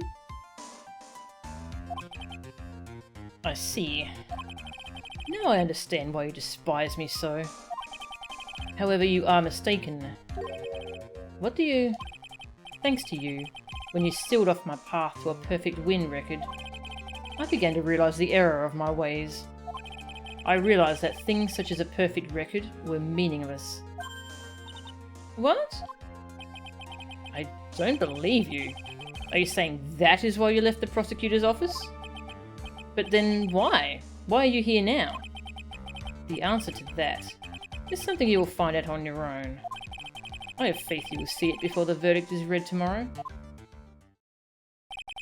But if you can't, then you will be powerless to change the ending of this story. Where? Mr. Nick, the transceiver! I'm sorry for what happened earlier. Now then, Mr. Attorney, do you wager you can obtain an acquittal tomorrow? My, what is the matter, Mr. Attorney? I don't sense your usual anger this time. Tell me, please, why are you holding Maya hostage for Mr. Unguard's sake? Why are you doing this for that cold-blooded killer? Right. Please don't misunderstand things. He is my client. Don't toy with me. A man who hires an assassin is just as much of a killer himself. I believe you are asking me for a reason as to why I am doing what I am. Yeah. This is what I like to call my aftercare. What the heck is aftercare? My name carries a certain amount of honour and dignity, Mr. Attorney. I take great care to ensure that no suspicion falls upon my clients for my handiwork. That is what is called client relations, and it is part of an assassin's duty. An assassin's duty? We were unlucky this time, and my client was arrested as a suspect. As a result, I did what I had to enlist your expert help, Mr. Attorney. And to ensure that you would do everything in your power to the very end. What is your name? I believe I told you once before, however. You did, but... My name is Dakilla. Shelly Dakilla. You're Shelly Dakilla? Please keep in mind, you do not have much space to maneuver with me. As a Dakilla, I always finish what I set out to do. If you fail to keep up your end of the bargain... But Maya! It would be my duty as an assassin to see to it she receives a nice long nap. Oh, no! Now then, if you'll excuse me, if someone were to trace the signal back to me, it would be quite troublesome. Meow. Mystic Maya! Mystic Maya! I don't know what to say. Edgeworth. Hmm? Did you hear that? At the end of that transmission? Meow. Huh? Oh, that. It sounded like a cat. A cat? It can't be. That cat. Can it... Welcome back, Magnolia. What is it? I think I know where Shelly Dakilla is holding Maya hostage. Edgeworth, have all police units head for On-Guard Mansion immediately. Alright, you hurry over as well then. Don't lose hope yet, Pearls. The fight has only just begun. Yeah.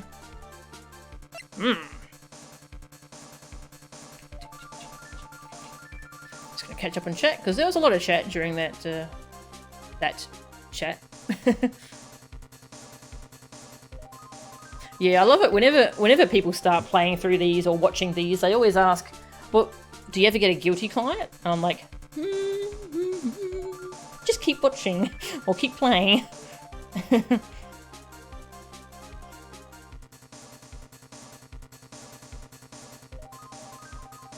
Yeah, we're near the end of the next investigation, I think.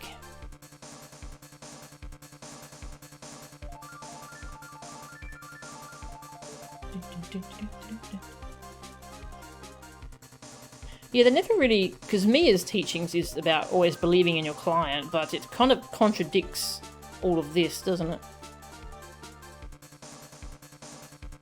Alright.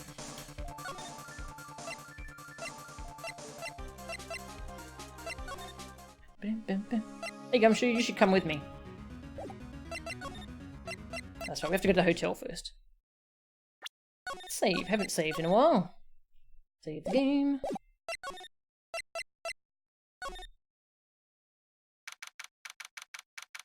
On Guard Mansion, living room. Maya! Please answer us, Mystic Maya! We have this area completely surrounded. There is no way for him to escape. Assuming he's still in the area. I can't believe it. That butler! All this time, he was the killer. He and On Guard were working together all this time. I'm sure they had worked out a contingency plan ahead of time.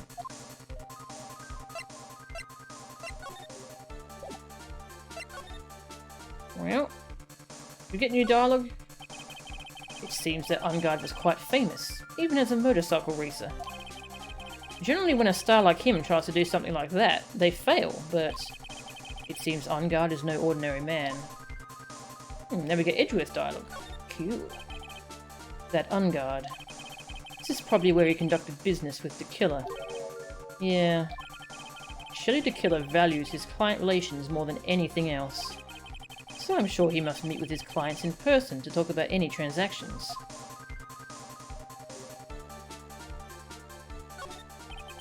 This is the first time I've seen such a large fireplace.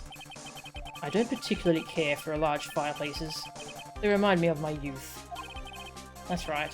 He grew up in a really affluent household. I guess you're still not over that case, huh? Don't take this personally, but I really do not wish to remember anything from that time in my life. Oh.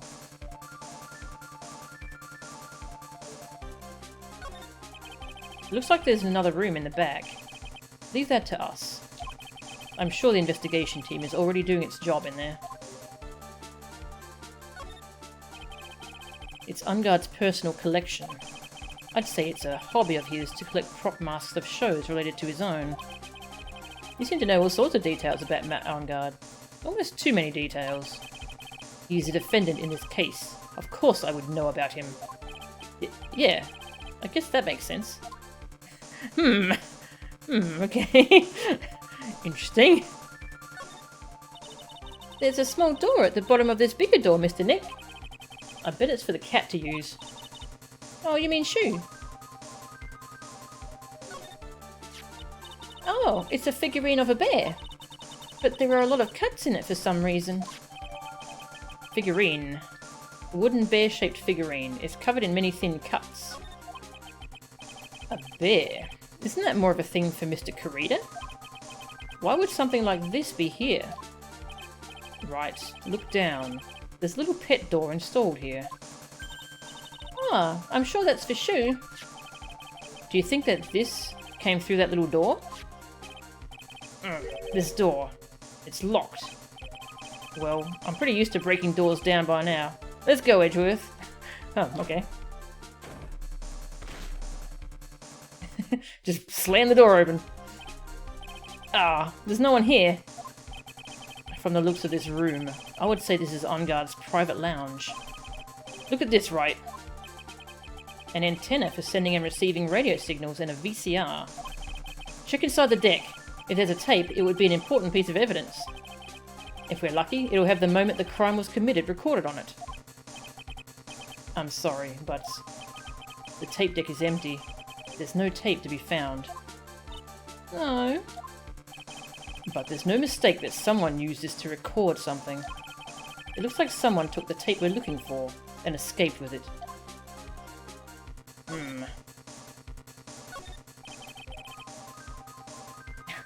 Fan art of Edgy using Nick to break the door down, screaming, "Take that!" That would be pretty good. It's On Guard's computer. Maya. Why couldn't you have used this to get help? But Mr. Nick, where's the power switch? Oh, I get it. So that's what happened. She couldn't find the power switch. There's a little door for Shu in this big door. I'm sure Maya used this door to shove this out there. I'm sure it was her. Every time you give me some piece of evidence, it's always the most crucial piece. This time too, I'm sure. So it was Maya who did that. I can't read all the labels, but this is a very large collection of videotapes. Looks like OnGuard taped all of his own shows. What a spacious sofa. I bet 10 pearls would fit on here. Really exciting music. What a nice sofa. I bet I could put 10 pearls there. I don't think 10 of me would fit, Mr. Nick. It's a very small table. I bet we could barely squeeze 3 pearls on there. So that's his new unit of measurement, pearls. But I wouldn't sit on a table to begin with, Mr. Nick. It's a VCR and an antenna. The footage that the spy camera took at the scene of the crime was beamed here and recorded on tape. If only we had that tape, it would have been really helpful. Yeah, I'll say that again. A huge television and speakers loom largely here. I'm sure if Maya saw this, she'd say, I would die a happy samurai fan if I could see the Nickel Samurai on a TV like this. Yeah, that's what she'd say. I can't believe I just made a joke about Maya, all things considered.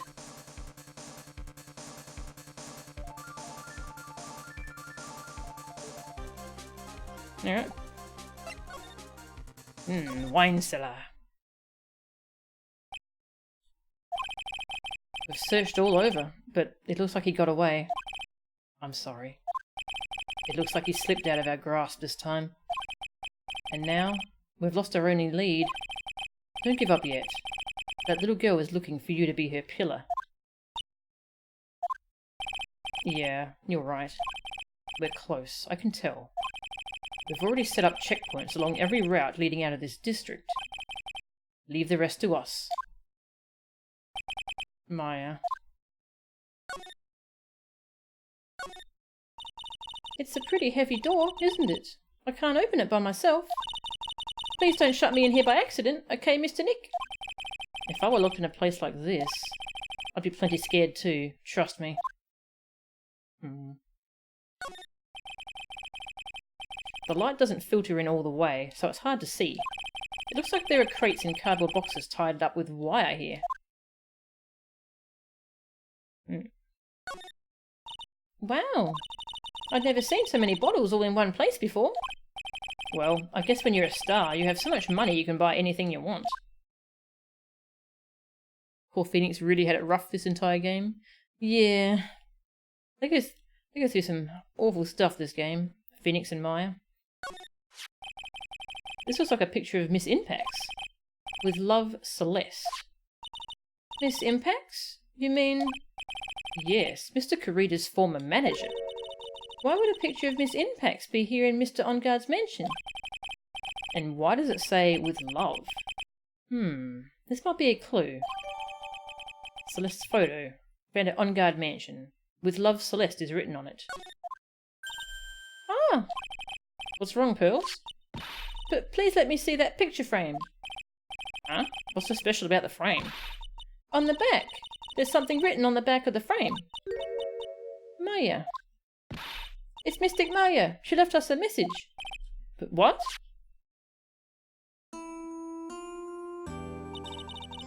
I thought you'd come. I knew you would. Now listen up. You'd better get OnGuard a guilty sentence, okay? If you get that creepy slime bagger not guilty, I'll never forgive you. Ever. I'm fine, so you don't need to worry. There's so much I want to write, but I don't think I have a lot of time left.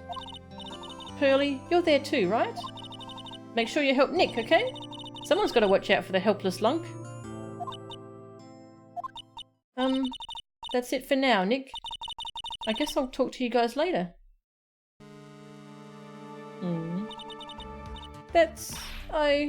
No! Mystic Maya! Right. What's wrong? Why the blank stare? Oh, nothing. We've searched the house, and this is the last room. It looks like he eluded us. Edgeworth? Yes. As far as clues go, I think this is about all I'm gonna get. But I'm still short one last thing. And what is that?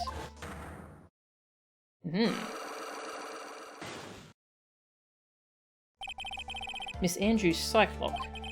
If I could just find out what secret she's holding, then I think I stand a chance in court tomorrow. To blow this case wide open and expose the truth. I think I know what you're thinking. I'll contact the detention centre. Thanks, Edgeworth. Well, let's go, Pearls. It's time to open that last lock. I was kind of hoping he was monologuing about Cyclops out loud, and Edgeworth is like, what are you talking about?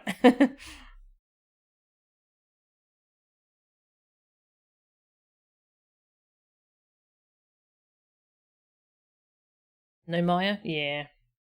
Seems like the killer left and took her with him. Detention Centre Visitors Room. Good evening, Mr. Wright. What's wrong? You look ill. Miss Andrews, I've come to remove your psych lock. Psych lock? I want to know, and you will tell me, your secret. Fine, go ahead. Try to break me if you can. I'm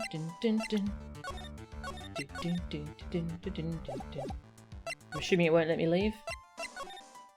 Oh, it will. Okay. I'm back. Alright. Let's try.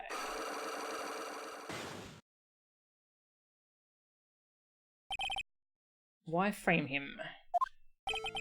Can you please tell me why you framed Mr. Ungard for the murder? I've already told you countless times. It's because I thought Matt was the killer. No, that's not it. I know you have a personal reason to dislike Mr. Ungard. Miss Andrews, you may think I didn't hear it, but I know you said something earlier. You said revenge. So you were saying I was taking my revenge out on Matt, and that's why? What an absurd idea. I don't have anything I want to take revenge for. Miss Andrews, a woman who lives by being dependent on other people. There is something or someone in her past that would make her take revenge. It's my badge. Are you trying to help or hurt Matt with what you're doing? Huh? What do you mean? This random, haphazard throwing out of evidence you're so fond of doing. That's not what I was trying to do at all. Then refrain from doing it anymore. I guess I screwed up big again. Okay. Something or someone in her past, so I guess we're going to point out Celeste. Hey, Lady Luna, welcome. We'll just watch this as you get ready for bed. Edgeworth and Phoenix working together, Maya kidnapped. Nope, not leaving anymore. Yeah, this case is really good. It's really good. Celeste? There is only one catalyst that could cause such strong feelings, and even revenge. And that is Miss Inpax's suicide. What are you trying to say? Celeste was Juan's manager. On top of that, the one who hit her suicide note was also Juan. What does all this have to do with Matt? You're right. You haven't mentioned him, yet. But for you to hate Mr. Ungard, it would mean that he must have had some relation to Miss Inpax and her suicide. Can you explain to me this relation between Celeste and Matt? It was Gumshoe! That's it? Yes. And what sort of relation is this supposed to explain? Well, Miss Inpax and Mr. Ungard's. Before you start, Mr. Wright, perhaps I should first request to see proof that your brain is wired correctly? I can't afford to mess up something as big as this. I need evidence that clearly shows a connection between Miss Inpax and Mr. Ungard. If I can find that, I can finally get the real story. I wonder if you'd like to try again, Mr. Wright? Evidence. A photo. This is a photo of Miss Inpax, correct?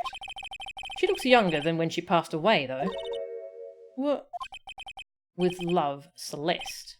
This is Miss Inpax's handwriting, isn't it? Where did you find this? No, that's all right. It was a rhetorical question. Yeah, it is. I found this at Mr. Ungar's mansion. It was a rhetorical question, and then he answers it anyway.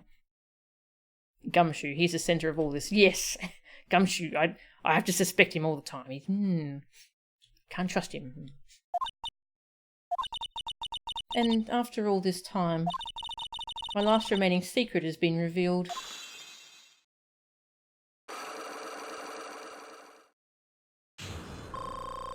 Yay! We did it. I was very surprised that her lock was the last one that we break. Celeste. She was supposed to get married to Juan. Yes, but I heard that it didn't work out. Because Mr. Kurita didn't want to get married to her anymore, right? Yes, because of Matt. But because of Mr. Ungard? What do you mean? I think I can see where this is going. Celeste. She was Matt's manager a long time ago. She was the happiest woman in the world at the time. I was working part-time back then, and I often saw the two of them together. So that's why With Love, Celeste is written on the frame of that picture. They were a couple, weren't they? It wasn't anything as splendid as that. Celeste was being used, toyed with, until she was thrown away. That's so horrible. Matt's entire image is built around how nice and wonderful of a man he is. A scandal would have destroyed that. Which is why Celeste, in her kindness, moved over to Worldwide Studios. And that is where she met Juan. She seemed really happy with him. Even happier than she was with Matt. Celeste and Juan were such a good match that they were even planning to get married. And then it was suddenly called off. On the night Juan called their marriage off, Celeste, she killed herself. And that's why I framed Matt. It was revenge for Celeste and for myself.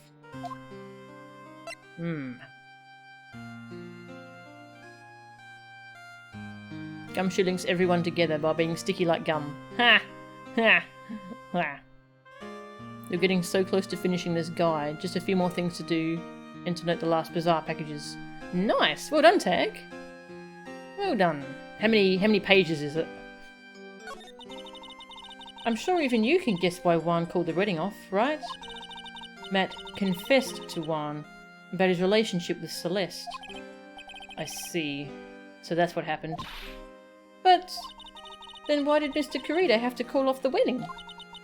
I don't understand at all. It was probably because of his worthless male pride. Juan and Matt were always fierce rivals. Matt waited for the wedding announcement and then unleashed the truth on Juan. Oh, everyone has pride, not just men.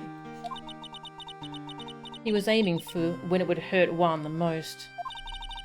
Poor Miss Inpax. That wasn't the end of it. That day, I'm almost certain that Celeste left a suicide note behind. And in that note, she left a detailed account of Matt's various misdeeds, and so that she would never again be hurt by Matt, she chose to die. Then, when Juan discovered her body, he hid her note. But why would he do that? It's simple. Juan realized that note was a powerful weapon against Matt, and it would be especially damaging to his refreshing like a spring breeze image. In any case, with his pride hurt, Juan sought revenge. Revenge. There's that word again. Juan wanted to publicly disclose the contents of that suicide note. At a time that would cause Matt the most damage, of course. And that was at the press conference after the stage show. I know all about it because I heard it all from Juan. It was so I could find out about all this that I drew close to Juan to begin with. They're quite a pair of hideous monsters, aren't they? Even Celeste's death was something for them to use in their game.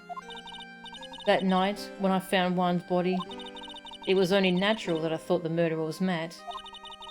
Those two were always spying on one another, after all. As for me, I was frantically searching for Celeste's suicide note. I wanted to destroy it before it ever went public. I was going to burn it. I had even brought a lighter. But I couldn't find the suicide note. And that's when revenge crossed my mind. Yes, I was going to bring to them my own kind of cruel revenge.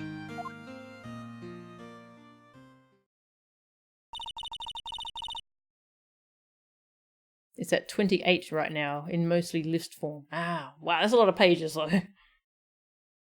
Celeste was killed by those two monsters.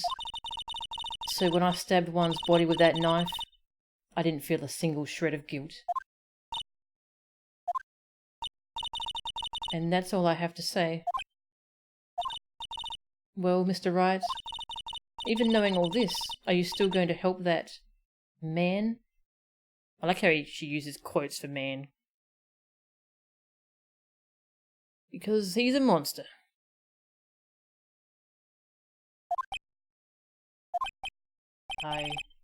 I'm a lawyer. I see. What a foul profession.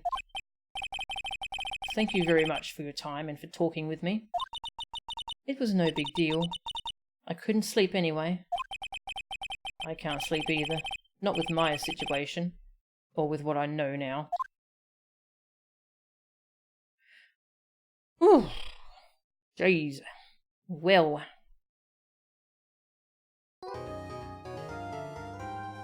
And I think the trial's next, isn't it? Okay. Part 4-1 trial. So I'm assuming that means the trial's a two-parter again. So, we're going to leave that for next stream, where we'll probably hopefully finish this case, and finish the game. Whew.